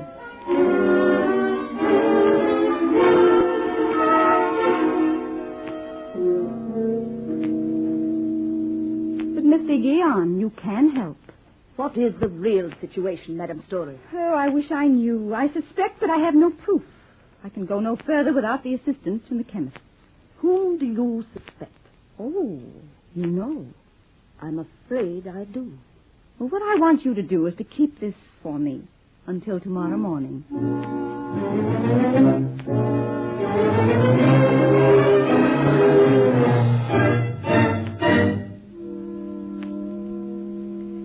Mrs. Kruger, I've asked you, Mr. Guion, Miss McPeak, and Mr. Rowcliffe to meet me here this morning in order that we may determine who murdered Louise Mayfield. Why, what do you mean? You know, Madame Story? You know who killed her? I believe I do, Mrs. Kruger, but I hope to prove it. I know that lace handkerchief was sent to her through the mail was the murder weapon. Perhaps that can tell us something. May I have the handkerchief, please? Why, certainly. Sure, Oh, here you are. Why, I thought I don't understand. I say, what is this? So, a trick. That's right, Miss McPeak, a trick. But one only a guilty person need fear. But really, Madame Story, I don't understand. Yes, Madame Story. Please take the handkerchiefs one at a time. Mark each in pencil with the initials of the person from whom you receive it. May I have the handkerchiefs, please? Yes. One at a time. Well, all right. Now, Bella, spread them out on your desk with the initials turned face down. As you probably surmise, none of you had the original handkerchief. That has never left my possession. Here it is. But I don't understand. This handkerchief in my hand is impregnated with a deadly poison. When moistened with alcohol, it releases a lethal gas, which is instantly fatal. May I remind you that perfume is 90% alcohol, and a young girl about to go out on a romantic tryst would inevitably moisten it with perfume. How horrible. Yes, Mr. Guion, I agree with you. But surely you don't suspect any of us. Why not, Miss McPeak? I found that a murderer is usually actuated by fear. Fear of what the victim might do to them. All of you faced that fear as far as Louise Mayfield was concerned. But one of you feared so deeply that you dared risk murder to protect what you had. You feared loss of position, prestige, supplanting by a younger, more attractive girl, loss of all that had made life worth living. That one person alone knew what the fatal handkerchief contained. I gave each one of you what you thought was that handkerchief. I was curious to see what disposition you would make of the evidence. Bella. Yes? Please examine those 4 handkerchiefs carefully. And when you've done that, tell me if any of them are changed since they left our hands last evening. Yes, this one has been washed. Washed? Well, I don't understand. Read the initials on it. T-D-E-G. Teresa. Teresa! Keep away from me. Keep away from me, I say. Keep away from me. I'll shoot. Why you... Cat. She shot herself. Oh. It's all my fault. Poor Teresa. Poor thing. She was old. She couldn't stand it. She just couldn't stand it. No, Mrs. Kruger. It wasn't your fault. It was better so. The end of a passing world. Exit an era.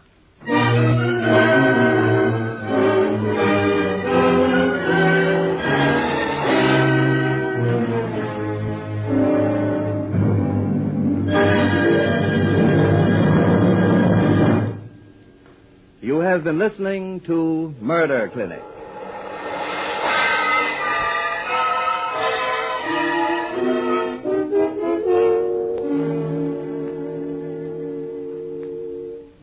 Murder Clinic, the WOR Mutual Series, which brings you each week one exciting case, one member from the select band of the world's great detectives. Next week, Murder Clinic will bring you Sir Henry Merivale, known to his host of admirers as H.M. in Death in the Dressing Room. This famous detective finds a brilliantly clever pickpocket and discovers an even more clever murderer.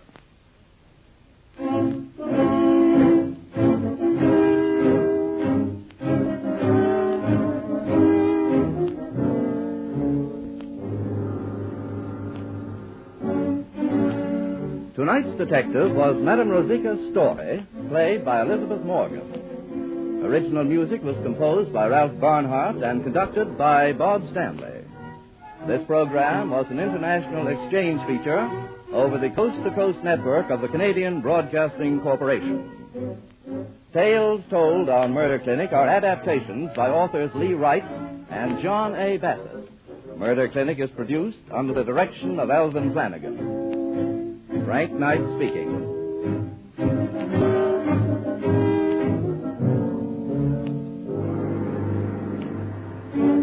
This is the Mutual Broadcasting System.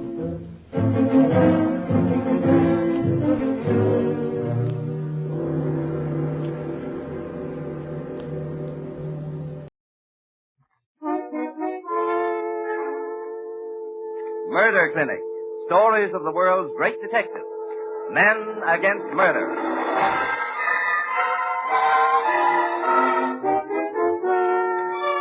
Each week at this time, WOR Mutual turns the spotlight on one of the world's great detectives of fiction and invites you to listen to the story of his most exciting case. Tonight, we meet Sir Henry Merivale, known to his host of friends as H.M., in the story, Death in the Dressing Room.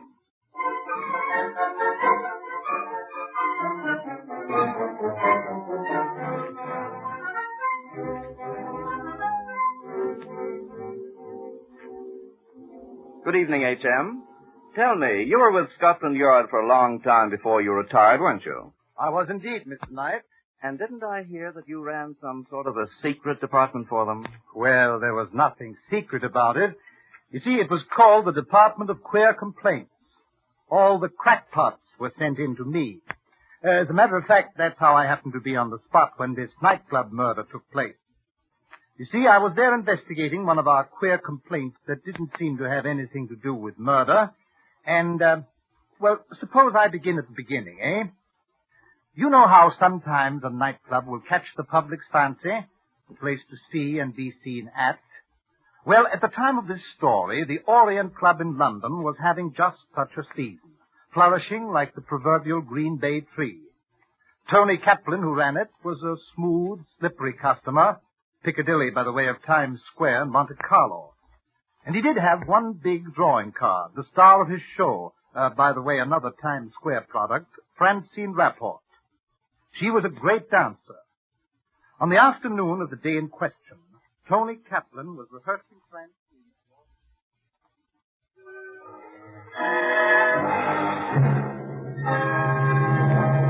Francine, what's the matter with you? You're introducing this Javanese temple dance tonight. Come on, quit clowning and get with it, will you? Oh, let's cut it out, Tony. It's too corny. Standing in the middle of the floor, waving your arms around like snakes. That went out with the art. They'll eat it up. Listen, Francine, since when did you start masterminding your routine? You dance and leave the thinking to me. Oh, yes? Well, maybe I don't like the way you've been thinking lately, Tony. And maybe I don't like the way you've been acting either. Where were you last night after the show? Oh, nuts. Let's not go through that dialogue again. Put on another record. Well, don't get any big ideas under that patent leather hair of yours. I got plenty on you, Tony, and I might use it. If you make me, see? Yes, I see. Another thing I see is that I pay the orchestra to rehearse, not to referee a love match. Now, come on, let's try that ending again. Okay, fellas, okay. The Java number. Pick it up 8 bars from the finish. Okay, That's it, Fran. Now you've got it. A 1 and 2 and finish.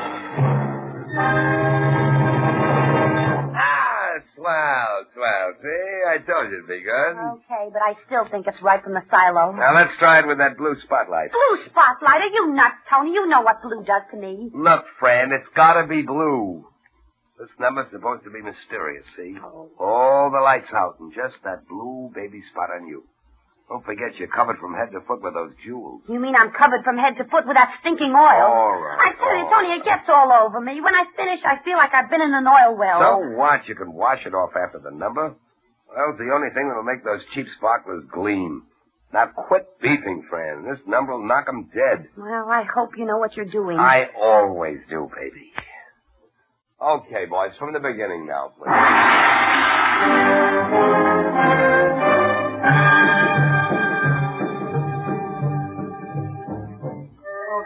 Tony, speak to you for a minute? Why, Paula. You can do more than that to me, beautiful. Come over here. What's on your mind, sugar? It's that costume of Miss Francine. You know, it's just net. And with all those phony jewels on it, Tony, I won't be able to get her into it fast. Oh, forget the costume, baby. Concentrate on yours truly for a change. You know, honey, you do things to me. Mr. Tony, please. Not here. Someone will see you. Miss Francine, she's looking. I'll let her look. I'm crazy about you, baby. You know that, don't you? But Tony, Miss Francine... Leave that to me, baby. Little Tony will fix everything. See? You will make Paula the great dancer, no? I'll do more than that. You'll have cars, jewels, furs, the works. Careful, Tony. She's coming. Stop that music. Stop the music. Say, what's going on here between you two? Paula, I told you to stay in the dressing room and finish my costume, didn't I? Yes, ma'am. It was just that I wanted to ask Mr. Kaplan a question about it. Oh, yes? Well, ask me from now on. You've been asking Mr. Kaplan a lot of questions lately, and he's been giving you an awful lot of answers. Oh, come on, Fran. Can't a guy be polite to a nice little girl? Not when he works so hard at it. You lay off, do you hear? Next time I catch her hanging around you, little Paula won't live here anymore. All right. Now, if you'll take my advice, you'll put your other expression back on, and Connie, you got company. Don't look now. I think the white hope of the Forsyth fortune is headed this way. Monty? The kid himself, the heir to the Forsyth. Just about ready for the squeeze play. What do you think, Fran?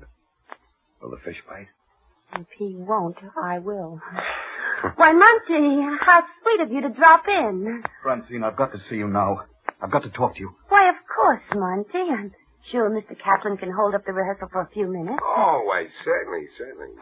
Boys, suppose we run over that hula look. Let's go to my dressing room. It's cozier there.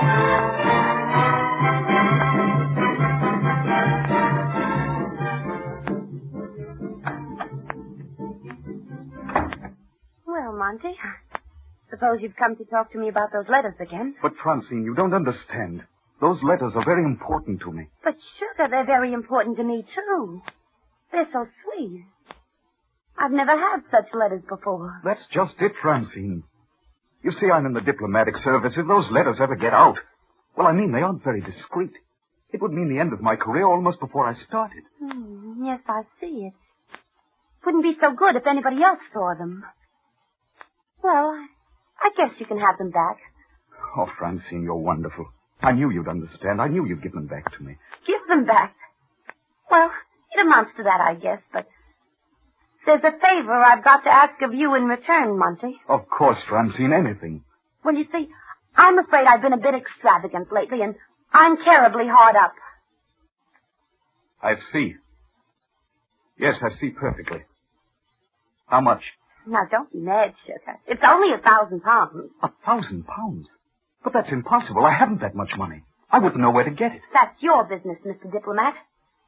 Why, I'm giving you a bargain. That's because I like you so much. Why, just think what the Daily Comet would pay me for... All right, you win. But I've got to have time. Why, of course, sugar. You can have plenty of time. Shall we say, tonight? Tonight? Yes, tonight. After my first show. The dough is to be in an unmarked wallet. And whoever brings it walks up to Tony Kaplan and says, I beg your pardon, you dropped your wallet. Kaplan? So he's in on it, too. I might have known. A pretty little game. Yes, we thought so, too, but now I'm tired of playing. So don't you forget. Bring that £1,000 tonight, or else. Make it after my first show, here at the Orient Club.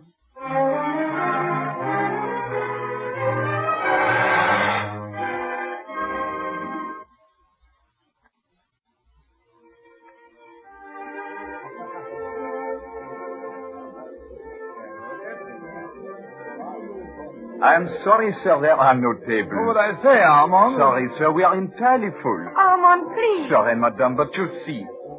Oh, good evening, Sir Henry. Well, Armand, you have my regular table, of course. But of course, monsieur. Ah, fine. For Sir Henry Merivale, there is always the table. Right this way, if you please, monsieur. Ah, you see, there you are, Matthews. Simple when you know how, isn't it? Yes. Come along. By Jove, Chief, I don't see how you do it. Don't you? Personality, my boy. Personality, only that.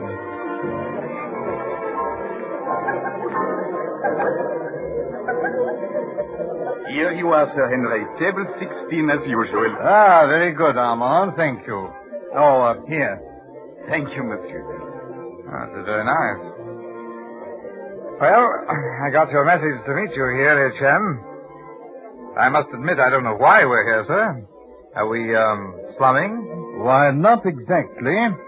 We're here, Matthews, because this club, the Orient, is run by two of the slickest crooks I'd ever had the pleasure of knowing. Really? Tony Kaplan and Francine Rapport. And because Scotland Yard has complaints about a new and highly ingenious racket they're presumably working. Pocket-picking in the futurist manner. What? I'm afraid I don't understand, sir. Let me explain. You see, a guest here with a good many drinks inside him seldom remembers exactly how much money he has in his wallet. Now, if that wallet is lifted and deftly returned minus £3, say, or a fiver, he simply assumes he must have spent it. I see. The method is harmless and very nearly undetectable, but the takings each week must be enormous. Very ingenious. Yes, isn't it? I say, there's an interesting-looking girl. That one in white at the next table. What? Why, H.M. Eh? Oh, no, I don't mean aesthetically. In this case, I mean professionally. She's just dropped a man-sized wallet on the floor. She seemed very nervous when she picked it up again. I wonder... A man's wallet? What would she be doing with a man's wallet? I'm sure I don't know, but I mean to find out. Thank you, ladies and gentlemen. The floor show's about to start. Tonight, Francine offers for your approval for the first time a new dance. The Japanese Temple Dance.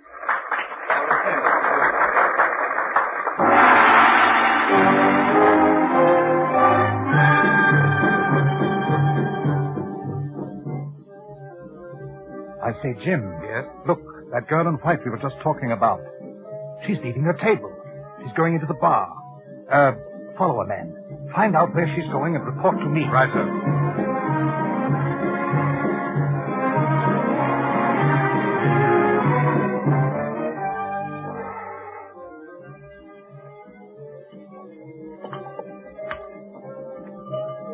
I say, bartender.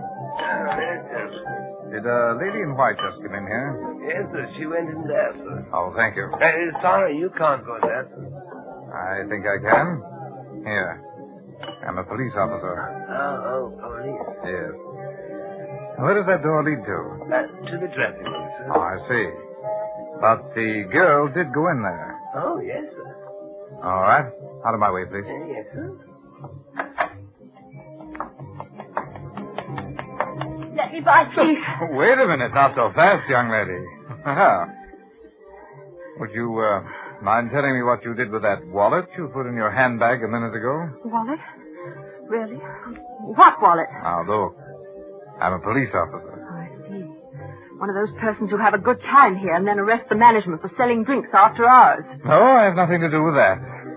But would you mind explaining what you were doing with that wallet? I suppose I'll have to. I picked it up off the floor. Oh, picked it up? Yes, it's quite true. Not being able to appreciate the charms of Miss Francine Rapport, which evidently stagger you men so, I went to the bar during her dance. On the way, I picked up the wallet. Naturally, when the lights went up, I wanted to find the proper owner. Then why didn't you? Well, what do you think I'm doing here? Miss Rapport, I understand, is part owner here. I'm sorry if the proper procedure is to stand on the table and shout that you've found a wallet. I thought of taking it to Miss Rapport. Oh, I see. And, did you give it to her? No, she isn't here. Evidently, she didn't come back here after her dance. Perhaps you'll be good enough to let me pass so I can take the wallet to Mr. Kaplan. Now, just a minute, please. Oh, right. You can come with me. No, let's say you come with me. We're going back to Francine's dressing room. No, I won't. Come with me, I said.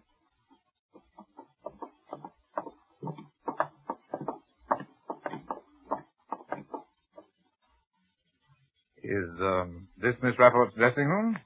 Yes. Well, then. You'll soon find out if she's here or not, eh?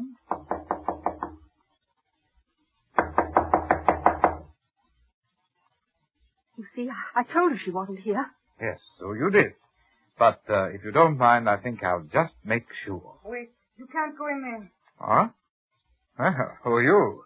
Paula, Miss Rappel's maid. Oh, then, open the door. I'm a police officer, and I want to see her. But you can't. Come along. Very well. What's this? She's dead. I didn't do it. I swear I didn't do it. Murdered. Stabbed in the back with a pair of scissors. Let me out of here. Let me out of here. Stay where you are, both of you. And now, folks, the medley of dancing hits, beginning with the favorite of yesterday and today, Winfrey. Close that door, please. All right, now you. You told me your name is Paula. Miss Rapport's maid? Yes, sir. Were you here when Miss Rapport came back from her dance a few minutes ago? No, I was not. I can prove I was not.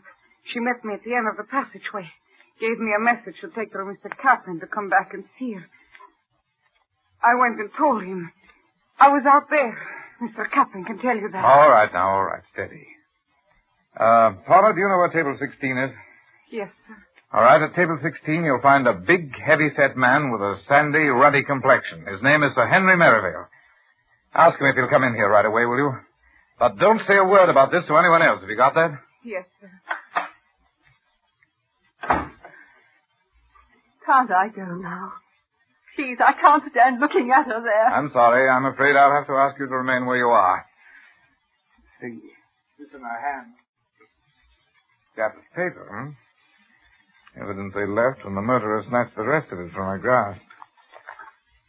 Got to see you. Ever your adoring Monty. Monty? Oh, you know him. No, I don't. But you knew she was dead. Why didn't you tell me? You must have known I saw you come out of this room. You think I'm insane. You'd only have thought what you're thinking now. But I didn't kill her. I came in here and I found her dead. All I wanted to do was to get away. I don't expect you to believe that. I probably wouldn't believe it myself if I were in your place. Then, what about that wallet? It's Tony Kaplan's wallet. You might as well know now. Oh, you stole it. No, I didn't steal it. He dropped it. He dropped? He dropped it, I tell you. You still got the wallet? Well, You better let me have it. Oh, here it is. Thank you. 1,000 pounds. What's going on here? Who are you? Steady, Captain. Don't touch anything. She's dead. Francine. Yes, Captain. We just... I got her. She was all I had. Who did it? Tell me. Who did it? Easy, I'll kill him. Who's that girl? I can't. What's she doing here? Well, she told me she'd found your wallet. Yes, that's right. Now, Mr. Matthew, you can clear up one thing. I mean about that wallet. Mr. Kaplan can clear it up. I saw him drop it. He can tell you who I am, too. He can vouch for me. All right, Captain. What? Is this your wallet? What wallet? Where? What are you talking about? Does this wallet belong to you? Certainly not. Oh, I suppose you'll say that you don't know why I'm here either. Madam, I don't know what you're talking about. I only know that Francine is dead. Dead, do you understand? I love Francine. I come in here to find her dead with a pair of scissors. And all you people can do is babble about a wallet. Oh, I don't know who you are. I never saw you before in my life. Did you kill her? Did you? Did you? I've done a lot of things in my life. Judged by the number of police in my club tonight, they think I've done a lot more. But I couldn't have killed Francine. I never left that orchestra platform from the time Francine was dancing till just a moment ago. 50 people will testify to that. Once in my life, I'm in the clear when dirty work's been done. This kind of dirty work, this kind. What kind of dirty work, Tony? Who are you? Sir Henry. Oh, boy, Chief, am I glad to see you. Why, thank you, Jim. Hello, copper. Come to run us all in? No. Francine's maid told me. I've telephoned divisional headquarters about our unfortunate homicide here. They'll take charge. No, I really came to break up your newest and I think most ingenious racket. I don't get you.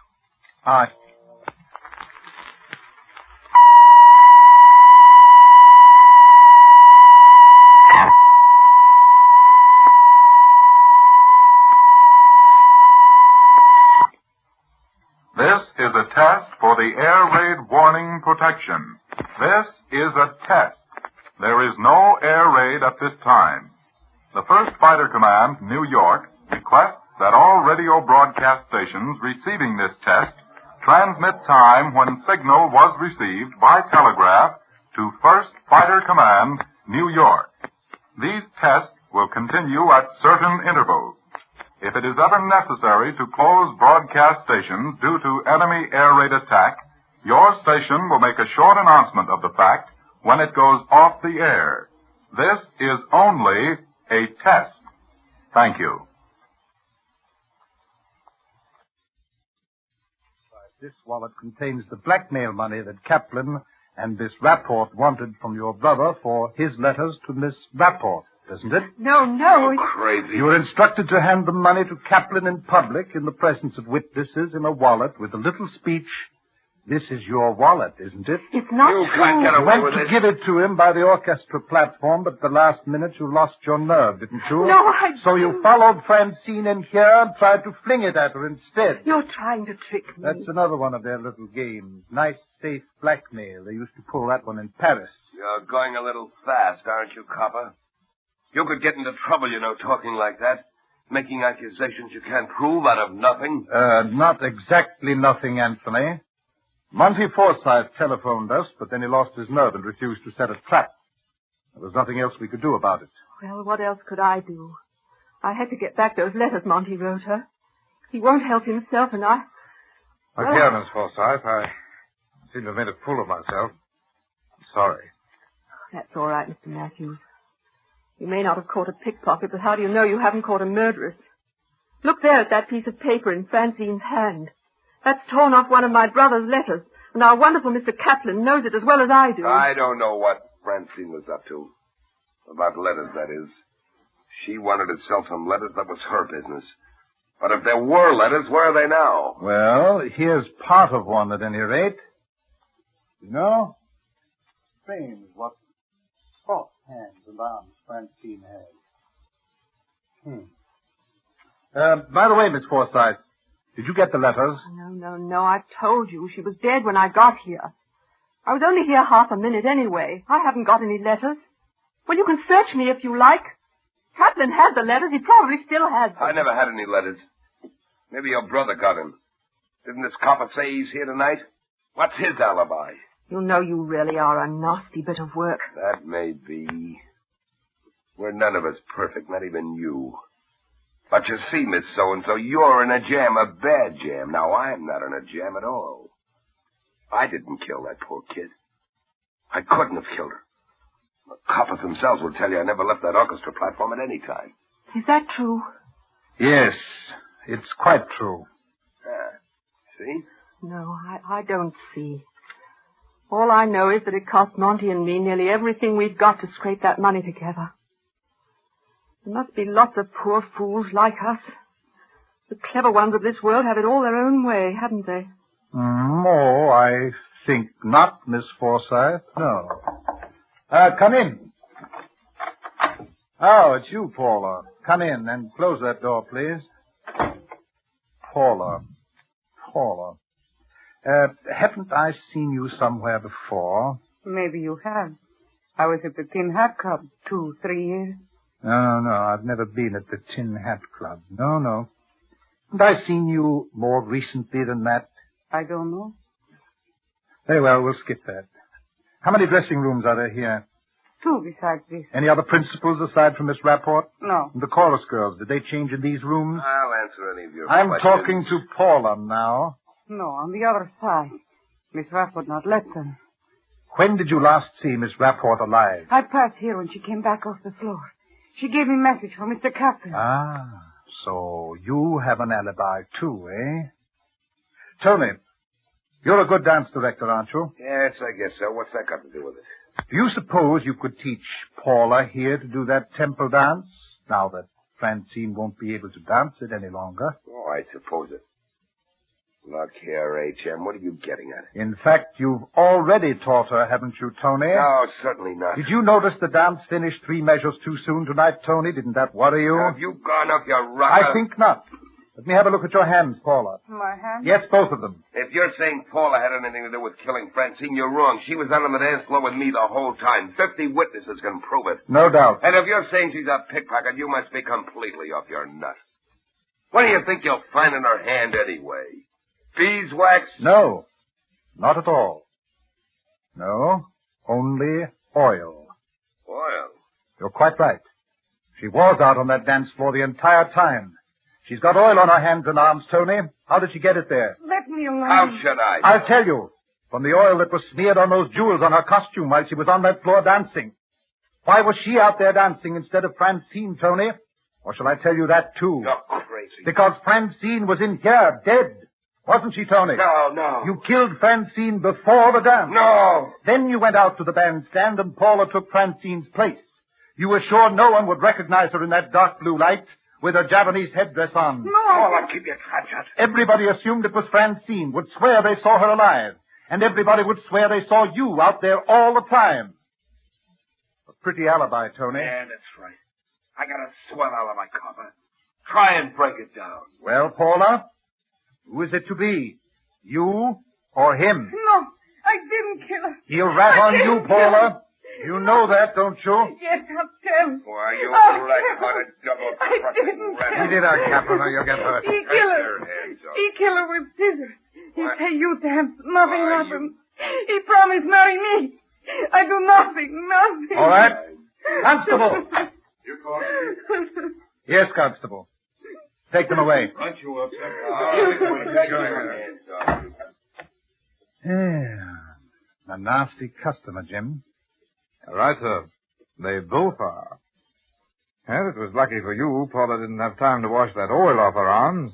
You might never have caught her. Yes, that helped. But it was plain from the first that there'd been a substitution of identities. For the first, Sir Henry? Yes. Well, I don't see how. Well, Jim, as you know, I have an eye for a pretty girl. But that's not all. Whatever you might say about Francine Rapport, she was a magnificent dancer. I didn't know who it was dancing out there tonight, but I knew it wasn't Francine.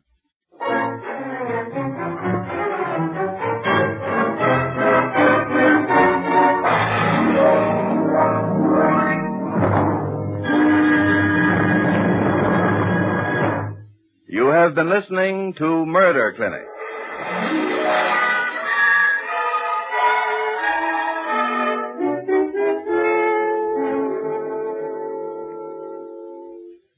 Murder Clinic, the WOR Mutual Series, which brings you each week one exciting case, one member from the select band of the world's great detectives. Next week, Murder Clinic will bring you one of the best-known and best-beloved figures in all crime fiction, Agatha Christie's Hercule Poirot, the man with the little gray cells. The story is The Tragedy at Marsden Manor, in which Poirot double-crosses a double-crosser.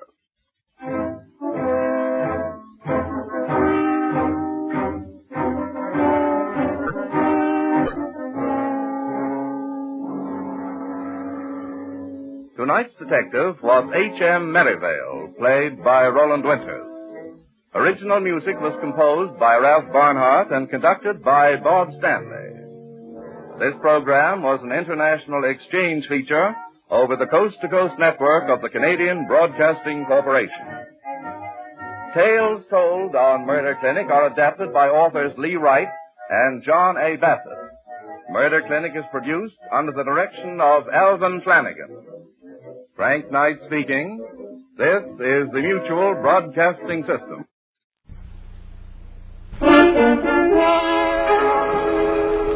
Murder Clinic. Stories of the world's great detectives of fiction. Men Against Murder.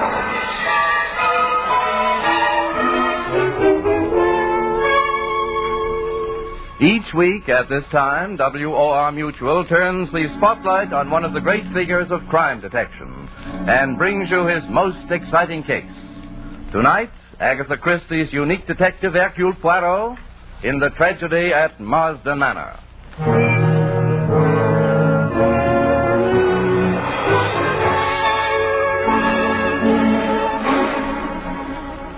Evening, Monsieur Poirot. I'd recognize you anywhere, I think, thanks to those magnificent mustachios of yours. Merci bien. They are very magnificent, no? They are indeed. Tell me, did they help you solve the tragedy at Marsden Manor? No. It was the little gray cells in the brain of the great Hercule Poirot that prevented this great miscarriage of justice in the death of Richard Maltravers of Marsden Manor. It all began in the little village of Marsden Lee, less than 100 kilometers from London.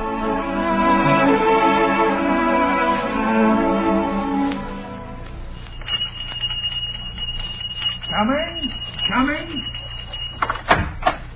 Yes, what is it? Are you Dr. Bernard? Yes, I am. Come quick, the master's done for. You mean Mr. Maltravers of the manor? Aye, the master. The mistress, she says, fetch the doctor, she says. But it bean't no use. He's a dead un. I knows a dead un when I see un. What was it, man? An accident? No, bean't no accident.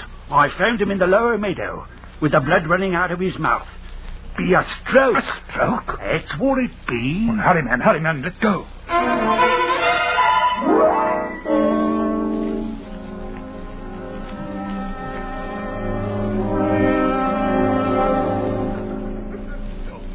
Come now, Mrs. Maltravers. You must get hold of yourself. The Lord giveth and the Lord taketh away. After all, we are all of us mortal. But why, Richard? He was so good, so kind. Why did this have to happen to him? Oh, come, please. He seemed so well, so full of life. Why, only last week he passed a medical examination for insurance. How could he have died so suddenly? Doctor, what happened? A hemorrhage due to stomach ulcers, undoubtedly, resulting in a stroke.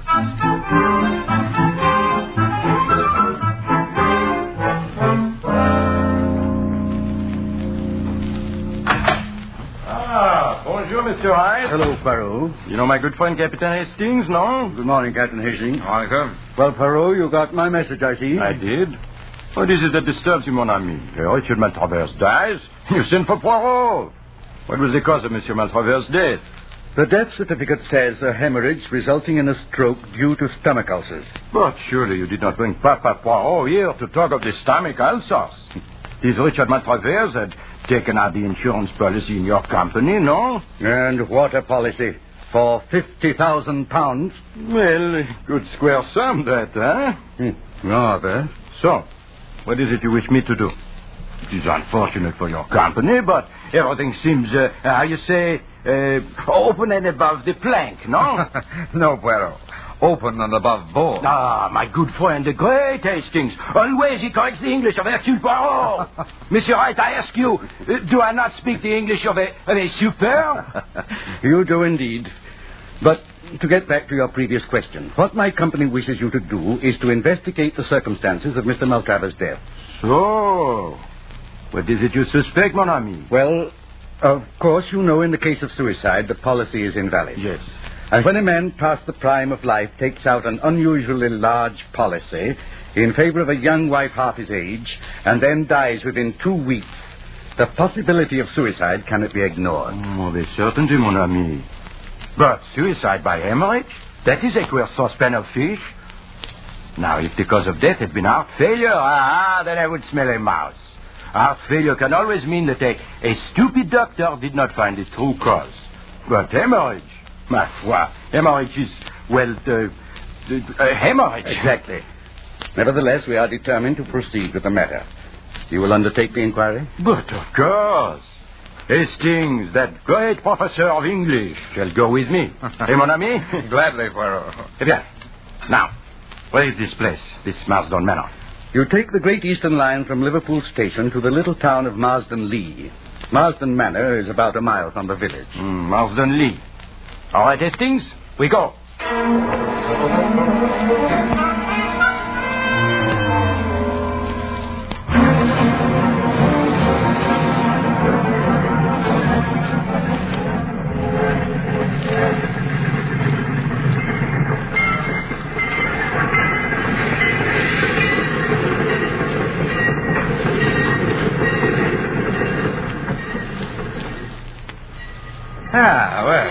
So this is Marsden Lee, eh? I hope we can get a conveyance up to the manor. Ticket, sir. Here you are, my friend. I suppose you'll be coming down for the funeral, sir? Funeral? What funeral? You made a funeral of Master Maltravers. About the manor. Oh. You said the manor. Could that be Marsden Manor? Aye, it be. That is an odd coincidence. My friend and I, we have come down with a thought of buying this Marsden Manor. You couldn't pay me to live there, you couldn't. Why not? It be haunted. Haunted? Aye, haunted. Seen things there, folks says. Yeah, we should see. Now, could you tell us where Dr. Bernard lives? Aye, up yon hill, about half a mile. Well, come, Hastings.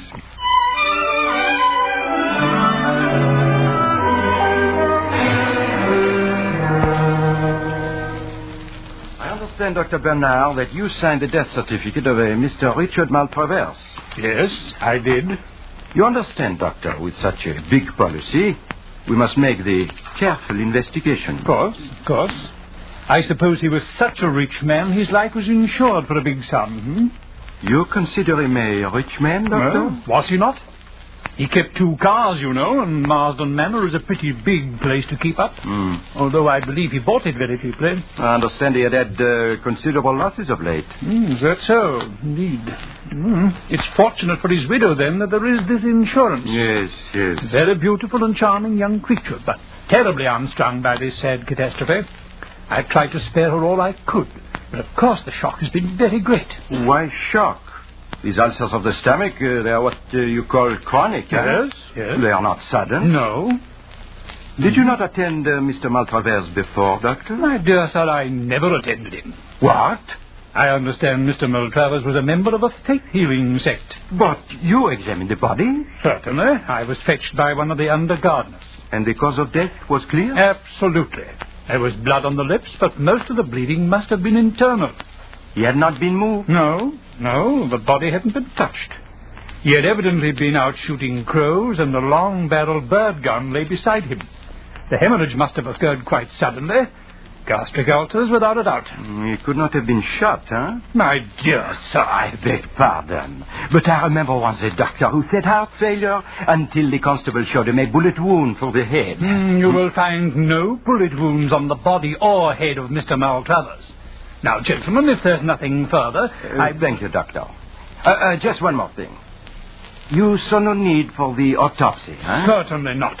The cause of death was perfectly clear. In my profession, we see no need to distress unduly the relatives of a dead patient. Now, gentlemen, if you'll pardon me, good day. Well, Hastings, what do you think of our good Dr. Bernard? Bit of an old fool. Precisely. Your judgments of character are always profound, mon ami. Except where a young and beautiful woman is concerned.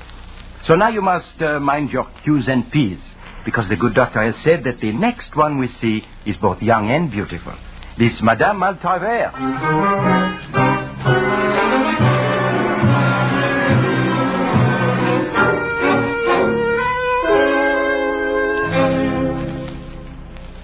Madame Maltravers, I cannot tell you how I am sorry to bother you in this way. Must I be bothered now? I know nothing about this insurance of my husband. Courage, madame, it is necessary. I will do all to make this matter not too unpleasant for you. I, Hercule Poirot, swear it. Now, if you would recount briefly the sad events of last Wednesday, Well, I was changing for tea when the maid came up. One of the gardeners had just run up to the house. He'd found Richard. No, I comprehend. Enough. You had seen your husband earlier in the afternoon? No, not since lunch. I'd walked down to the village for some stamps. I believe he was out pottering around the grounds. Shooting the crows, no? Yes, so I understand. He usually took his bird gun with him. In fact, I heard 1 or 2 shots at a distance. So? Where is this bird gun now? In the gun cabinet over there, I suppose. With your permission, madame. Yeah, here it is. 2 shots fired, I see. And now, madame, a delicate question. Monsieur Maltravers, your husband, is awaiting burial, I believe? Yes. He's lying in his room. If I might see? Why, yes, of course. It's the first room at the top of the stairs. You'll forgive me if I don't go with you. But of course. Hastings, you remain here with madame. Do you think Mr. Poirot will understand why I didn't go with him? I can assure you, Mrs. Maltravers, Poirot is most sympathetic. I don't doubt it, Mr. Hastings. I only wish there was more that I could tell him. Oh, I understand. But I wonder, Mrs. Maltravers, if you could tell me one thing. Oh, yes? Well, the station master, an odd character named Volk, said something about Marsden Manor being haunted. Marsden Manor haunted? Why, surely you're joking, Mr. Hastings. Oh, no, I assure you. He told us that people have seen things. We must have been referring to my humble experiments in extrasensory perception. I've always been tremendously intrigued by that subject, and doubtless some of our servants have been gossiping. Madame, you are mediumistic. How fascinating. Oh, I wouldn't go so far as to say that, Mr. Poirot. I've dabbled a bit, that's all. So? I've managed table levitation and simple things like that. But I suppose to the simple rustics around here, it looks like black magic. Very interesting. Under kinder circumstances, I would implore a demonstration. Why, are you interested in such things, Mr. Poirot? All fields of knowledge interest the great Poirot. Poirot, don't you think perhaps we'd better... Oh, I forgot, madame. I thank you for your so great courtesy. I do not think you need be bothered any further by the matter. By the way, do you know anything of your husband's financial position? Nothing whatever, I'm afraid. I'm very stupid about business. I see. Then you can give us no clue as to why your husband suddenly decided to insure his life. Oh, was it sudden? I'm sure I don't know. Enfin. And now, with your permission, madame, we will go. Hastings? Oh, I'll see you to the door. Merci. Oh, just one more thing, madame. Could you tell me, when they found Mr. Maltravers, did they find him unshod, without the shoes? Why, really, Mr. Poirot, I don't understand. It is nothing. It does not matter. And now, madame, adieu. Oh, but look, you have another visitor. Someone is coming up to walk, huh? Archie! Hello. You! Why, I thought you were on your way back to Australia. Yes, I was. But I read the news of Uncle's death in Paris and hurried back. Emily, my dear, is there anything I can do for you? Anything? Oh, of course not. What could you do? Oh, I'm sorry, I'm forgetting. Mr. Poirot, this is Captain Black, my husband's nephew. Captain Black, Mr. Hastings. How down? Emily, how did this happen? Uncle seemed perfectly well when I was here Monday night. You've evidently read the papers, Archie. You must know what happened. But they gave no details, just the bare notice of his death. What happened? Archie, I just can't go through all that again. Yes, Captain Black, I'm afraid my friend and I, we have disturbed madame. What are you doing here? I am Hercule Poirot. The Hercule Poirot. Mr. Poirot is from the insurance company, Archie. That's just why I've come back. To protect you from annoyances like this. You shouldn't have risked your job, Archie. If you left right away, you might still get to Paris in time to make your boat train. You say Paris, mon capitaine. You go to Australia by way of Paris? Why, yes. I intended taking the Orient Express from there and pick up the Pacific Mail at Port Said. Ah, oui. That shortens the journey, does it not? You are staying here, Captain Black? Yes, I'm staying at the Pig and Thistle. That's the inn down in the village. Ah, village inn. It serves the roast beef, no? Why, yes, I suppose so. Good. So, Hastings, let us try this roast beef at the Pig and Thistle, huh?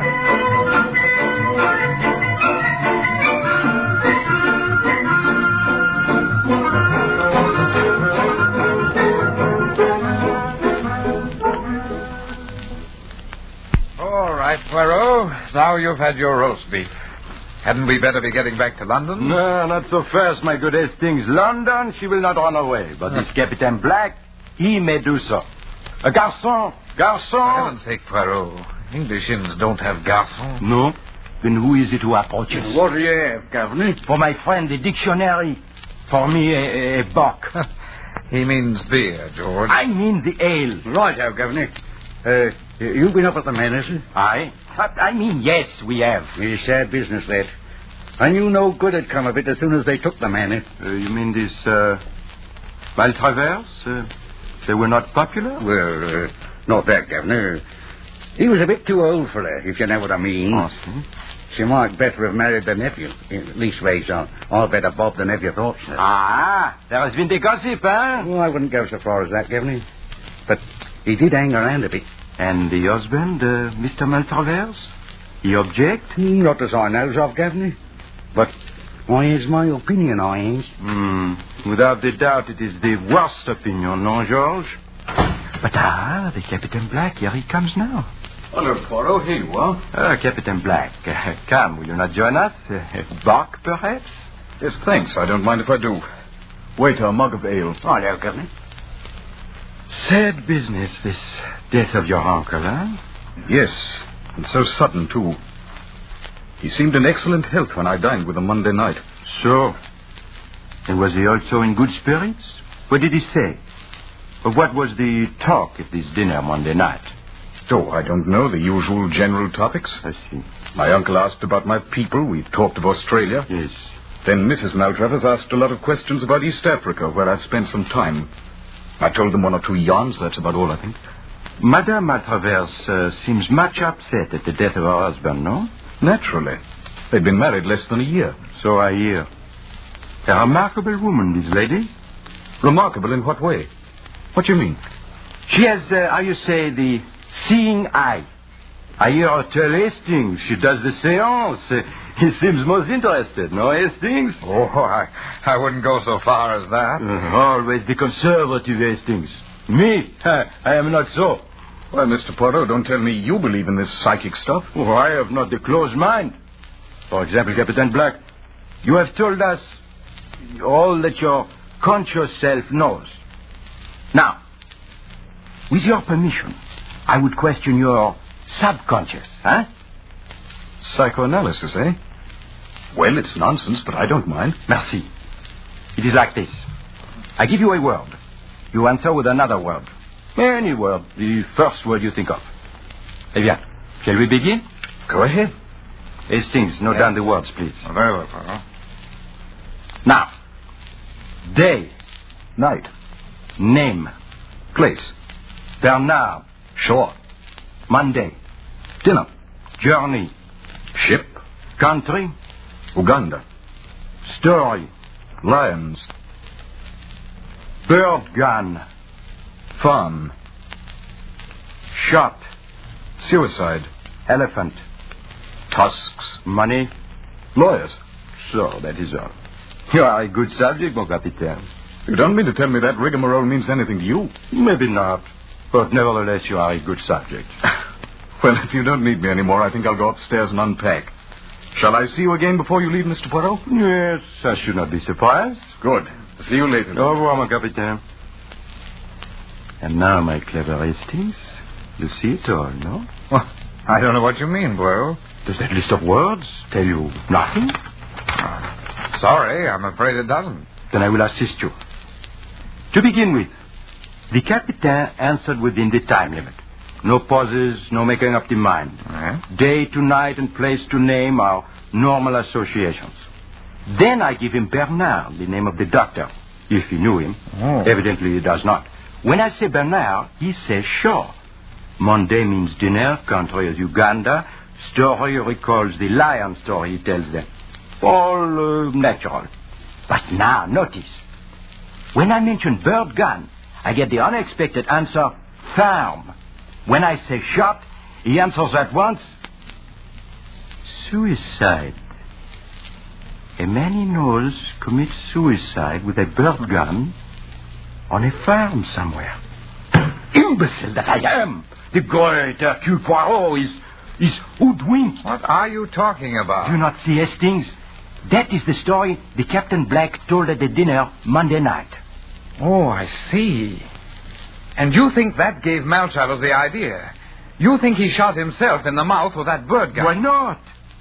Remember, the bird gun has a very tiny charge of powder. The bullet would remain lodged in the brain. All that would show would be the blood in the mouth. Come, Hastings. It is not too late. Go, but where? To see once more this dead man. To Marsden Manor. Hastings, to Marsden Manor.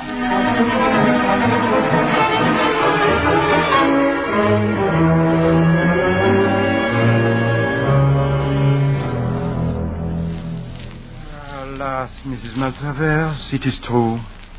Your husband shot himself through the mouth with the bird gun. You mean suicide? It would seem so, madame. But the insurance... Naturally, madame, the suicide will void the policy. It is unfortunate, but What will you? Oh, but this is impossible. My husband would never commit suicide. It's inconceivable. But the evidence, madame, it is conclusive. No. There must be some other explanation. You mean murder, madame? Well, of course, that is always possible. But no, not likely, I'm afraid. But you do admit it's possible. You just said it was possible. Yes, of course, everything is possible. Have you any idea who might have wished to kill your husband? Why, no. No, I haven't. Madame, I have a suggestion. It is bizarre, no doubt, but perhaps if you are willing to help. Oh, yes, of course, anything. Madame, you are mediumistic. Perhaps if you would try, you could... Perhaps you're right. Perhaps I could get through to Richard. He might tell us what happened. I am sure you could do it, madame. Yes, I'll do it. Come back here tonight at 8 and bring Captain Black with you. Eh bien, madame, I am sure you will succeed. Until 8, madame, au revoir.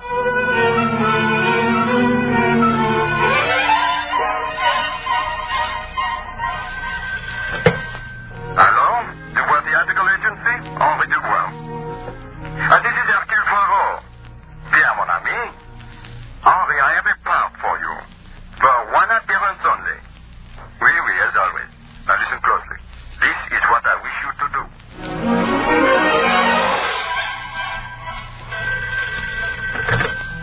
Dr. Bernard, this is Hercule Poirot. Tell me, doctor, when you saw Mr. Maltravers after the stroke, did he have on the shoes?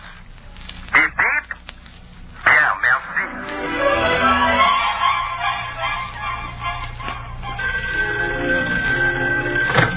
Hello, Scotland Yard. Inspector Japp, please. Hello, Japp. This is Poirot. Quite well, thank you. Inspector, I think I have a murderer for you. No, there is no time to explain. Be at Marsden Manor, Marsden Lee, at 8 o'clock tonight. Wait outside the window. And do not come in until I call, eh? Good, remember. Marsden Manor at 8.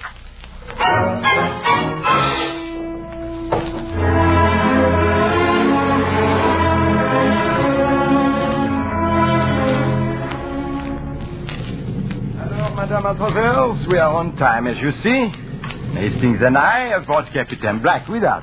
I say, there's a bad storm coming up. Would that interfere with the experiment? Certainly not, Mr. Hastings. This isn't mumbo-jumbo. The weather has nothing to do with it. Well, let us proceed, huh? Yes. Now, will you draw chairs up around this table, please? Now, Mr. Hastings, if you'll put out the lights. Certainly. Now, remain perfectly quiet, please, no matter what you hear or see. Richard. Can you hear me, Richard? Can you hear me?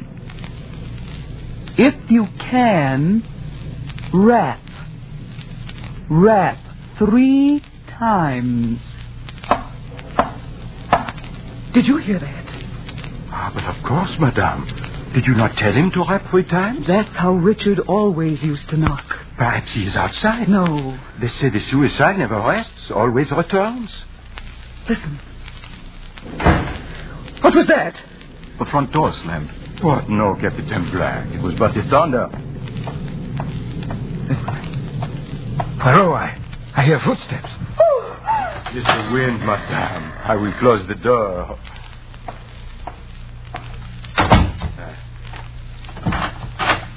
I have locked it. Don't do that.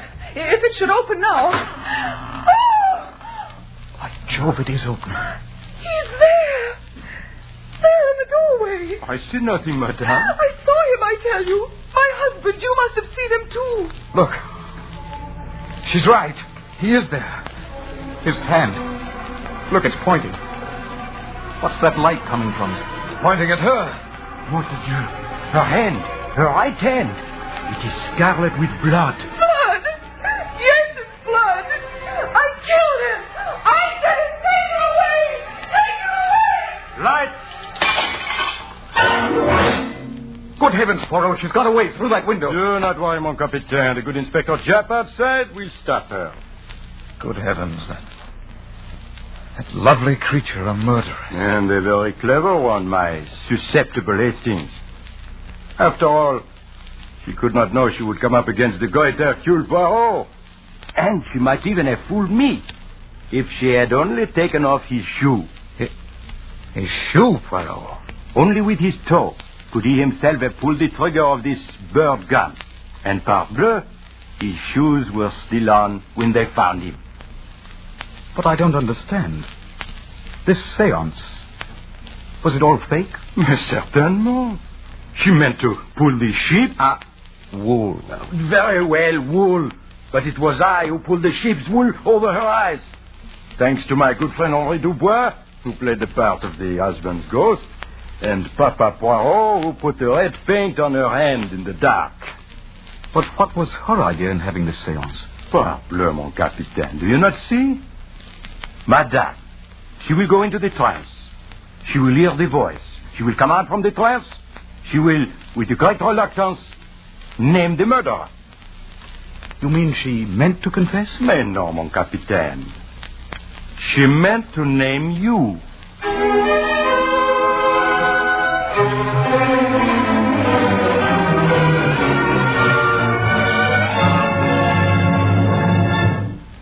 You have been listening to Murder Clinic.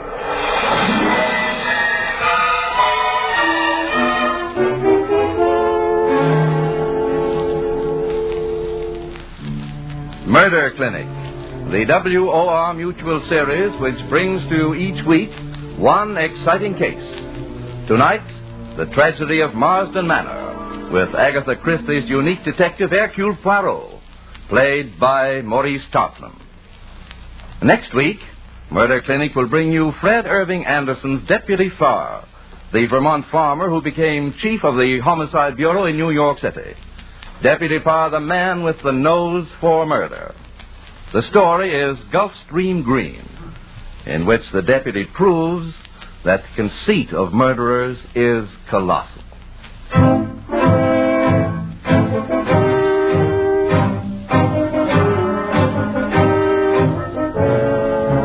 Original music was composed by Ralph Barnhart and conducted by Bob Stanley. This program was an international exchange feature over the coast-to-coast network of the Canadian Broadcasting Corporation. Tales told on Murder Clinic are adaptations by authors Lee Wright and John A. Bassett. Murder Clinic is produced under the direction of Alvin Flanagan. Frank Knight speaking.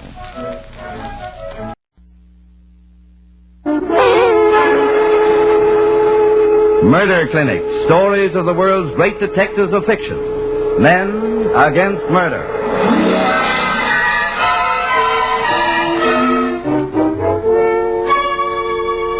Each week at this time, WOR Mutual turns the spotlight on one of these great hunters of men and brings you the story of his most exciting case.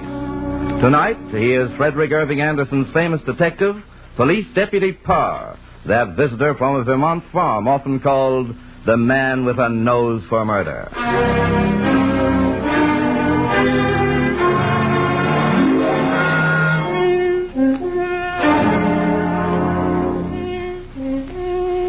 Good evening, Deputy Parr.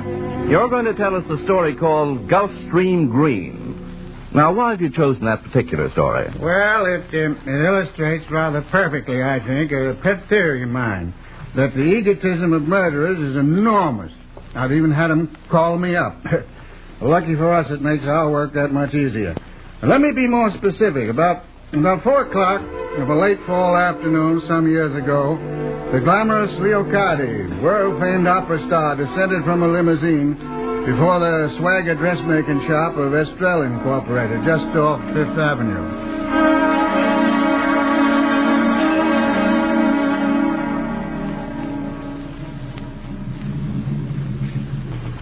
Madame Estrell, look, it's Leocadi. I must go to the door and welcome her. Madame Leocadi, this is an honor. Girls, please. You must forgive their excitement, Madame. Oh, by now I am used to it, Estrell. You do not mind me coming here and making all this upset? How can you ask? Oh, my good friends, they tell me, stay away. For if I come, I bring the swarm of, locusts. Well, there's one way to get rid of them. Let's go into my private suite. Yes, that might be better. No, Madame Mercadi. What can I do for you? A stage gun, perhaps? No, Estrella. Something else. Oh, my, but it's good to be able to drop up that phony accent. Why, Madame Mercadi, you had me fooled completely. It fools everybody. It is for the art. It's charming.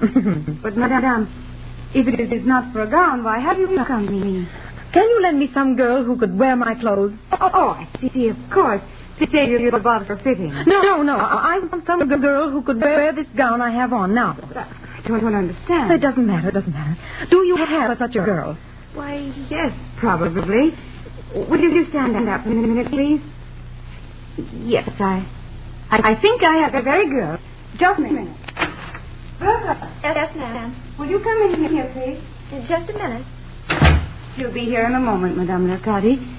When did you want to do your gown? I wanted to take my place now. Now? I must have an hour alone, undisturbed. But this is all very bewildering, Madame. Quiet. I'll explain later. Here comes the girl now. Come in, Bertha. Come in and close the door, please. Yes, ma'am. But she is perfect.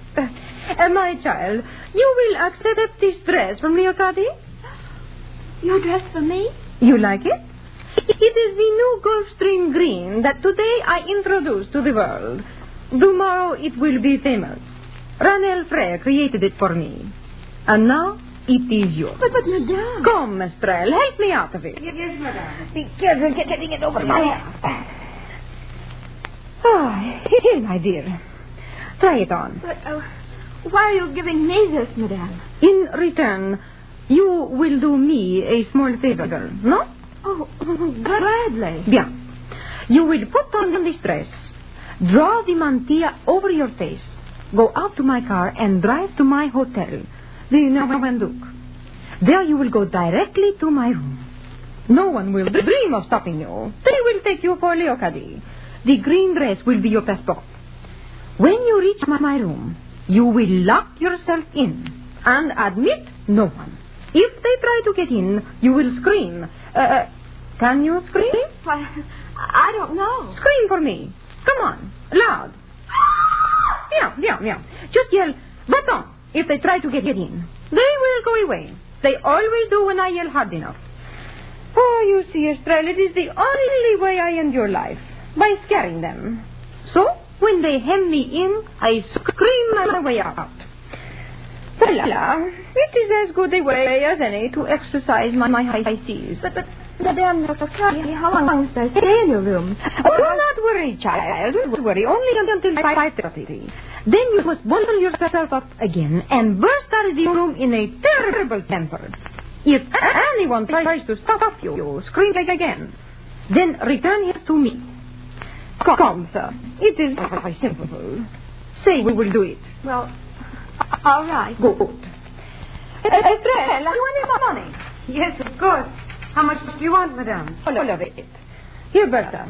You must take this money as a gift from me. Oh, no, Madame. It's too much. It is not enough. Here's this jade ring. Take it. It is yours. Madame, I could... Do not argue, child. Tell me, what is your full name? That's a Tremblay, Madame. You live with your parents? They're dead, Madame. Oh, a husband then? No, Madame. Not even a sweetheart. Oh, that is sad. But at least you have no one to tell you what you can do and what you cannot do every second of the day. I envy you that. And who knows? If all goes well this afternoon, maybe you can scream for me again someday. No, run along. I think I'd better escort her out, Madame. After all, that is what I would do for the great Leocadi. Of course. And remember, Bertha, to sweep through the crowd like a queen and scream like a fishwife.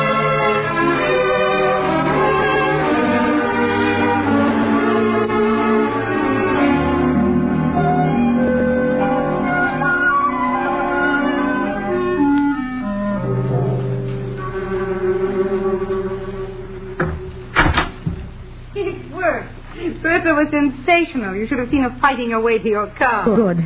And now I have 2 hours to be myself again. Oh, breathing spell. Estrelle, I've come to you for help. Yes, madame. I'm in danger. Oh, my dear. Deadly danger. I am in fear of death. Madame. Look, Estrelle, that tea table over there is set for 2. You're expecting your fiancé, Kyler Braxton, aren't you? Oh, yes, but how did you know? I made it my business to find out. I know his reputation as a brilliant lawyer. I had to get his help privately so that no one would know. That's why I came here, to see him. You're not angry, Estrelle. You will help me. Of course, my dear, and so will Kyler. He says you're the greatest singer in the world. And I suspect he thinks the most beautiful. But what do you need to? Listen, Estrelle. I have an anonymous pursuer. Do you know what that means to a woman in my position? Why, no, It means that I'm pursued by a madman. I never see him. But always I feel his maniac's eyes staring at me. I'm always in public, on display, at his mercy. Every moment is a threat. He sends you letters? Every day. Every hour, almost. And that's not all. Already there have been 2 attempts on my life. Seeming accidents. But the police? No, never that. It would be a scandal. A Roman holiday for the crowd. And what about your manager, Mr. Wolfbane? He must be used to this persecution of celebrities. Surely he could protect you. Wolfbane? I'd be the last person I'd tell this to. Why, he'd turn it into columns of publicity for the newspapers. If a sensation arises, turn it into dollars. And advertise it to the world.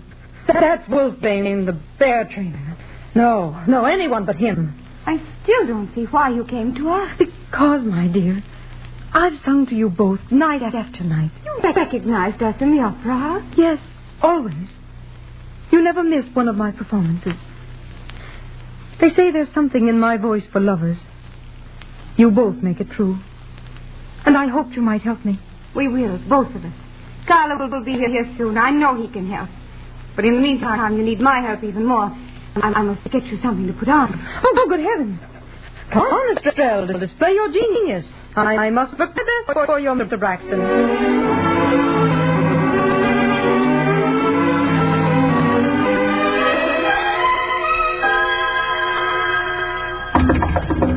Coming. Oh, hello, dear. I have the most wonderful surprise for you. Surprise? Well, what is it? Over there, in the big chair. It's Leocati. No. Well, no, it can't be. Well, really, Carla. I know Leocati's the most beautiful woman in the world, but seeing her oughtn't to knock you speechless. That isn't the point. You must forgive me. For a moment, I couldn't believe my eyes. I don't mind. It's a pretty compliment. Now, wait, madame. I have something to tell you. There's been an accident. Accident? What is it, Carla? Do you mean to say that you haven't heard what has just happened? No, we've been in this room for the past hour. Well, madame, it's difficult to tell you. It's almost impossible, unbelievable. Your name is on everyone's lips. The whole town's alive with it. So? But why? Because you're supposed to be dead. Murdered. Carla, what are you talking about? I tell you, Estrelle, the streets in front of the Norman Duke Leocati's hotel are blocked with people. I just came from there. Someone has been murdered in your apartment, madame. Heaven forgive me. Bertha. Bertha? Bertha? But I tell you, the body has been identified as yours, Leocati. Your gown, your ring. But the face. Crushed beyond recognition. The whole cornice over the door fell just as she entered your room. Bertha. Poor child. I sent her to death just as surely as if I myself had pronounced sentence. Who is this Bertha? Oh, Carla, she was one of my girls. She wore Leocati's gown. She took Leocati's place so that she could have a little time here with you. With me? Well, what do you want of me, madame? Help which I no longer need. I feared for my life. And now it's Bertha who's been killed in my place. But why do we talk? I must go to her at once. No, wait, madame. You say your life was threatened. Well, now the murderer thinks you're dead. You must still let him think so. Leocati, does anyone besides Estrelle know you're here? No, Carla. Everyone saw Madame Leocati leave, or so they believed. Good. Then you must remain here, in hiding, madame. For how long, Mr. Braxton? Well, I don't know. I'll have to see Parr. He'll tell us what to do. Parr? Who is this Parr? Well, he's deputy chief of the Homicide Bureau. He was there at the Norman Duke when I left. It's all right. He's a very good friend of mine. He thinks Carla's wonderful. Estrelle, please. But, Mr. Braxton, I cannot stay here. No, you can't. But for the present, until Parr tells you what to do, you'd better remain here. If it would help catch Bertha's murderer, Madame, then for her sake, you owe her that. Yes. Yes, that's true. I do owe her that. Very well, Mr. Braxton. I'll give you 24 hours. Tomorrow night, Leocati sings Manon. And Leocati has never missed a performance. All right. It's a deal. Now, tell me everything you know. Everything. And then I'll go and see Parr.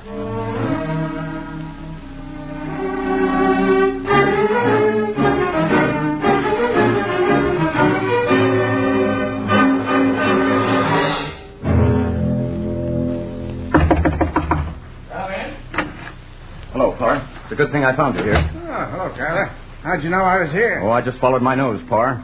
You may have a nose for murder, but I have a nose for bloodhounds. Well, Carla, what's on your mind? Well, I've been retained by Leocati. Oh, she was your client then. She is my client. Is? She has retained me in the matter of her murder. So you two know it was murder, eh? Did she retain you before or after? Well, both, in a manner of speaking. She came to me secretly at 4:30. Well, unfortunately, I wasn't there. It wasn't until 5:30 that we finally met. Yeah, she was presumably lying dead here at 4:35. I myself saw the body a few minutes later. There seems to have been some doubt in your mind about her identity. Hey, queer you should ask that. As a matter of fact, there was. I happen to know Leocati never carried money. She made a pose of abhorring it. Money was found in her stocking. Quite a considerable sum. However, that dress our corpse was wearing rattled a bit. Quite a characteristic color. Gulfstream Green, they call it. Her maid told me its history. But still, I wasn't convinced. That was shrewd of you, Parr. I don't wonder they say you have a nose for murder. You were right. Leocati's very much alive. She's up at Estrelle's now. So, you're concealing with intent to defraud the live person of a murdered woman. Oh, something like that. Well, what shall I do with her? Keep her there. Oh, that won't be easy. She's above discipline. I told her that great as she is, we're concerned with something greater. Catching a man capable of such a crime. Well, if necessary, I'd have kept her there by force. As an essential witness to her own murder? If you like. But she'll only give us 24 hours. Well, doesn't the little fool realize she's still in danger if she lets the murderer find out he's killed the wrong woman? Incidentally, who was the wrong woman? Oh, a model of Estrelle's named Bertha Tremblay. Leocati sent her here in her place. There's nothing she won't do to avenge that poor girl. I see. By the way, what did Leocati come to see you about? She said she was in fear of losing her life. She told me she'd been receiving anonymous threatening letters. She has?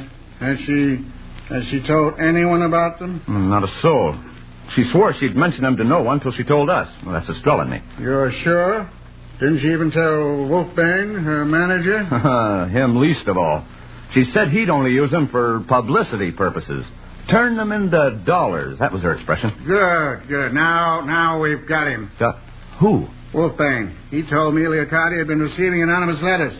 If Leocati told no one, how did Wolfbane know about them? Unless he sent them himself. But wait. You'll see for yourself. I'll call the desk. Oh, where's that dratted telephone? Oh, here. Hello. Give me Mr. Wolfbane's apartment. Yep. Wolfbane, this is Pa. Could you run up here a minute? Oh, at once, if you don't mind. You can? Good. He's coming right up, Carla. When he comes in, I want you to notice his self-satisfied smirk. I played the fool for him, and how he swallowed the bait. What was it Kipling said? The bleating of the kid annoys the tiger? Well, watch me bleat.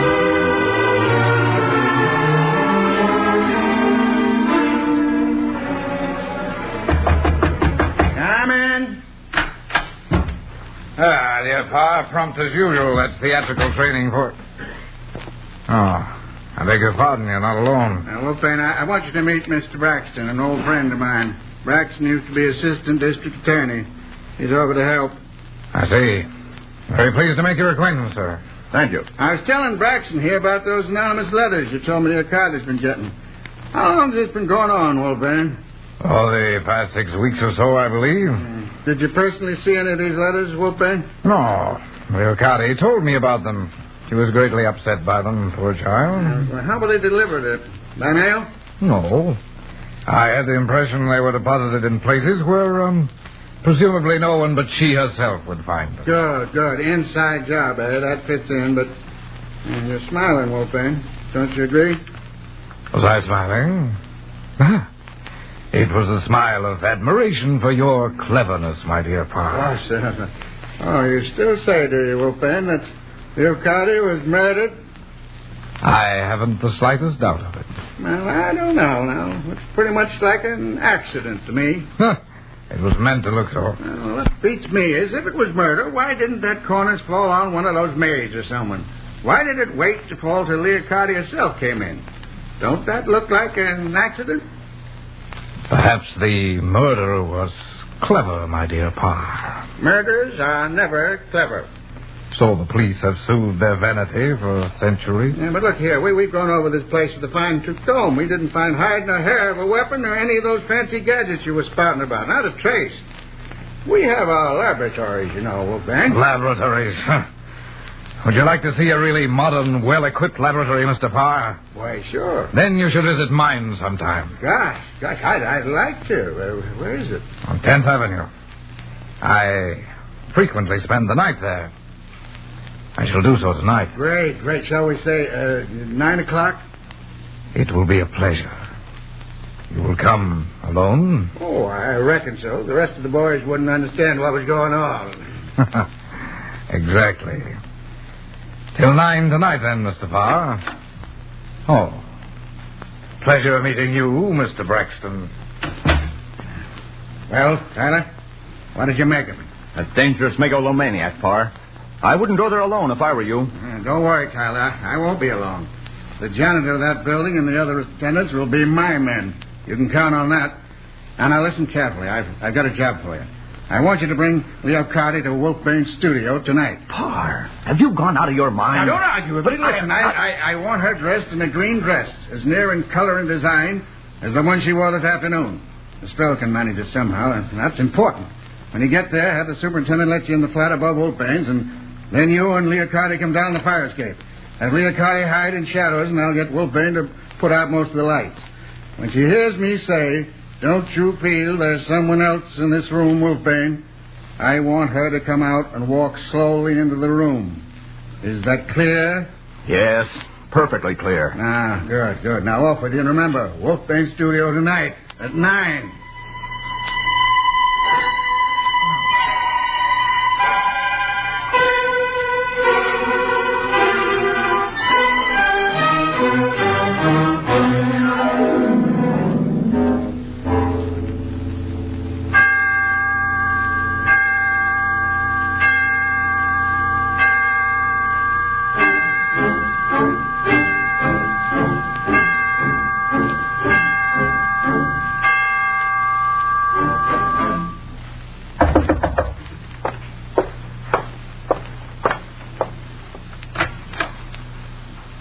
Mr. Parr. Right on time, I see. Good evening, Wolfbane. You have quite an establishment here.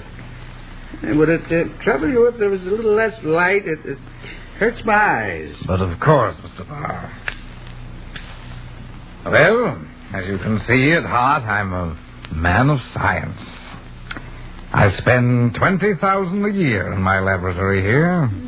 Chemistry? No. Physics and mechanics. And perhaps you can give me some idea as to the mechanism employed by the murderer of Leocardi. Merely a trigger of some sort. Even a stupid murderer could devise that. Yeah, but this wasn't stupid. It waited for its victim. There was no other hand to touch it off. We've satisfied ourselves as to that. It's fortunate for you police that scientists as a class don't major in murder. They have so many facilities at hand utterly incomprehensible to the average intelligence. By average intelligence, I suppose you mean the police? I do. Here, for instance, is a potential murderer. A photoelectric cell. Every man of science is tremendously interested in its possibilities. Shall I show you how it works? By all means. You see, it discriminates. As to what? Anything you choose. And let me show you how it discriminates between, for instance, different shades of color. Green, let us say. I have here a number of cards, each a distinct shade of green. Now, when I run the cards through the beam, a number registers. So, J. Now, this one, emerald. And these, Nile, chartreuse, olive, moss. Always the same number registers for the same shade. You follow? Yeah, I see. It connected electrically with those counting machines. Yes. It could be connected as well to a stone crusher, a trip hammer, or a mill wheel. Or a trigger that touched off a cornice. You get the idea, Pa. Perhaps when a woman wearing a dress of Gulfstream Green passed under it. Exactly. Mind you, I don't say that is what happened, but it might. And you see how helpless the police would be pitted against a really learned murderer. The resulting crash would completely obliterate the device, destroy the evidence by its very operation. You know, constructive murder is so much more interesting than emotional murder. The police are always baffled. Unless the murderer himself shows them how it was done, of course. Exactly. You speak, Wolfbane, of constructive murder and emotional murder. Wouldn't a man capable of this clever constructive murder be incapable of an emotional crime? Oh, my dear Pa, you're confusing method with motive. Obviously, his motive might be emotional. I don't agree. Well, take a purely hypothetical case. Imagine a man of superior intelligence who found a girl singing in a cheap burlesque show. An orchid in an ash can, so to speak. Suppose he'd taken her out of all that, given her tutors, trained her voice, sent her abroad, given her a completely new personality, and then brought her back to fame and fortune. Again, hypothetically, let us suppose this modern Pygmalion had offered his Galatea the final gift himself, and she'd laughed him to scorn. Conceivably, such a man, however brilliant of mind, might be moved emotionally to murder. Yes, I suppose that's possible. But the point I'm making is that the method would be constructive and quite undetectable. Or if detectable, quite incapable of proof. There's something in what you say, Wolfbane, but coming back to this device, this electric eye, it could never go wrong. How could it? You've seen how it discriminates even between shades of one color. Wolfbane, what if the wrong woman were wearing Gulfstream Green? Impossible. Gulfstream Green was a unique shade. It had only just been blended. Ranel Frere had only received one bolt of the material. Oddly enough, I have an enormous color card here in this drawer of that very shade. I'm sorry I can't show it to you. Why not? Because, my dear Mr. Parr, if I open this drawer, an electric eye between these two arms on the desk will fire that revolver you see fastened up there in the ventilator. Most ingenious. See, Mr. Parr, I didn't care to have you interfering with my affairs.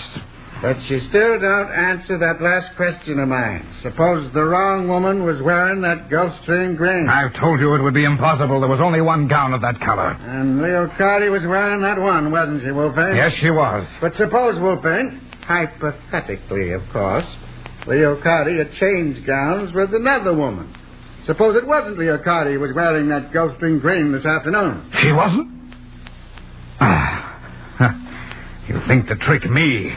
Me, Wolfbane, with these childish games. Well, why are you nervous, Wolfbane? If you are, I'd advise you to take your hand off that dangerous drawer. You might pull it out. Reflex, you know. What did you mean, Pa, about Leocarte on that dress? Don't you feel there's someone else in this room? You're crazy. Am I, Wolfbane? Suppose you look behind you. Catty. No. No. Either Leocarte or a ghost, Wolfbane. Get away from me. Get away from me! You got it down! He killed himself. Yes. Poetic justice. He was caught in his own trap. The card in that drawer was Gulfstream Gulfstream Green. And I thought he loved me. But instead, how he must have hated me. Oh, I wish I'd known. It's better this way. We'd had a hard time proving his guilt. It was poetic justice. His own constructive cleverness has destroyed him.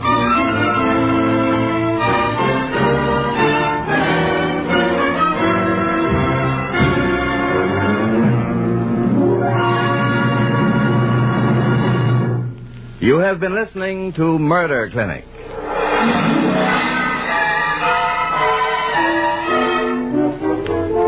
Murder Clinic, the WOR Mutual series, which brings you each week one exciting case. One member from the select band of the world's great detectives. Next week, we're especially privileged to bring you G.K. Chesterton's monumental creation, the great detective priest, Father Brown. The story he'll tell is that world-famous masterpiece, The Oracle of the Dog, in which Father Brown reveals that, like Sir Francis, he also understands the unspoken language of all God's creatures.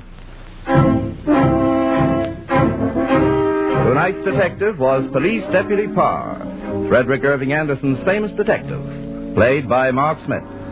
This program was an international exchange feature over the coast-to-coast network of the Canadian Broadcasting Corporation. Original music was composed by Ralph Barnhart and conducted by Bob Stanley. Tales told on Murder Clinic are adapted by authors Lee Wright and John A. Bassett. Murder Clinic is produced under the direction of Alvin Flanagan. Frank Knight speaking. This is Mutual.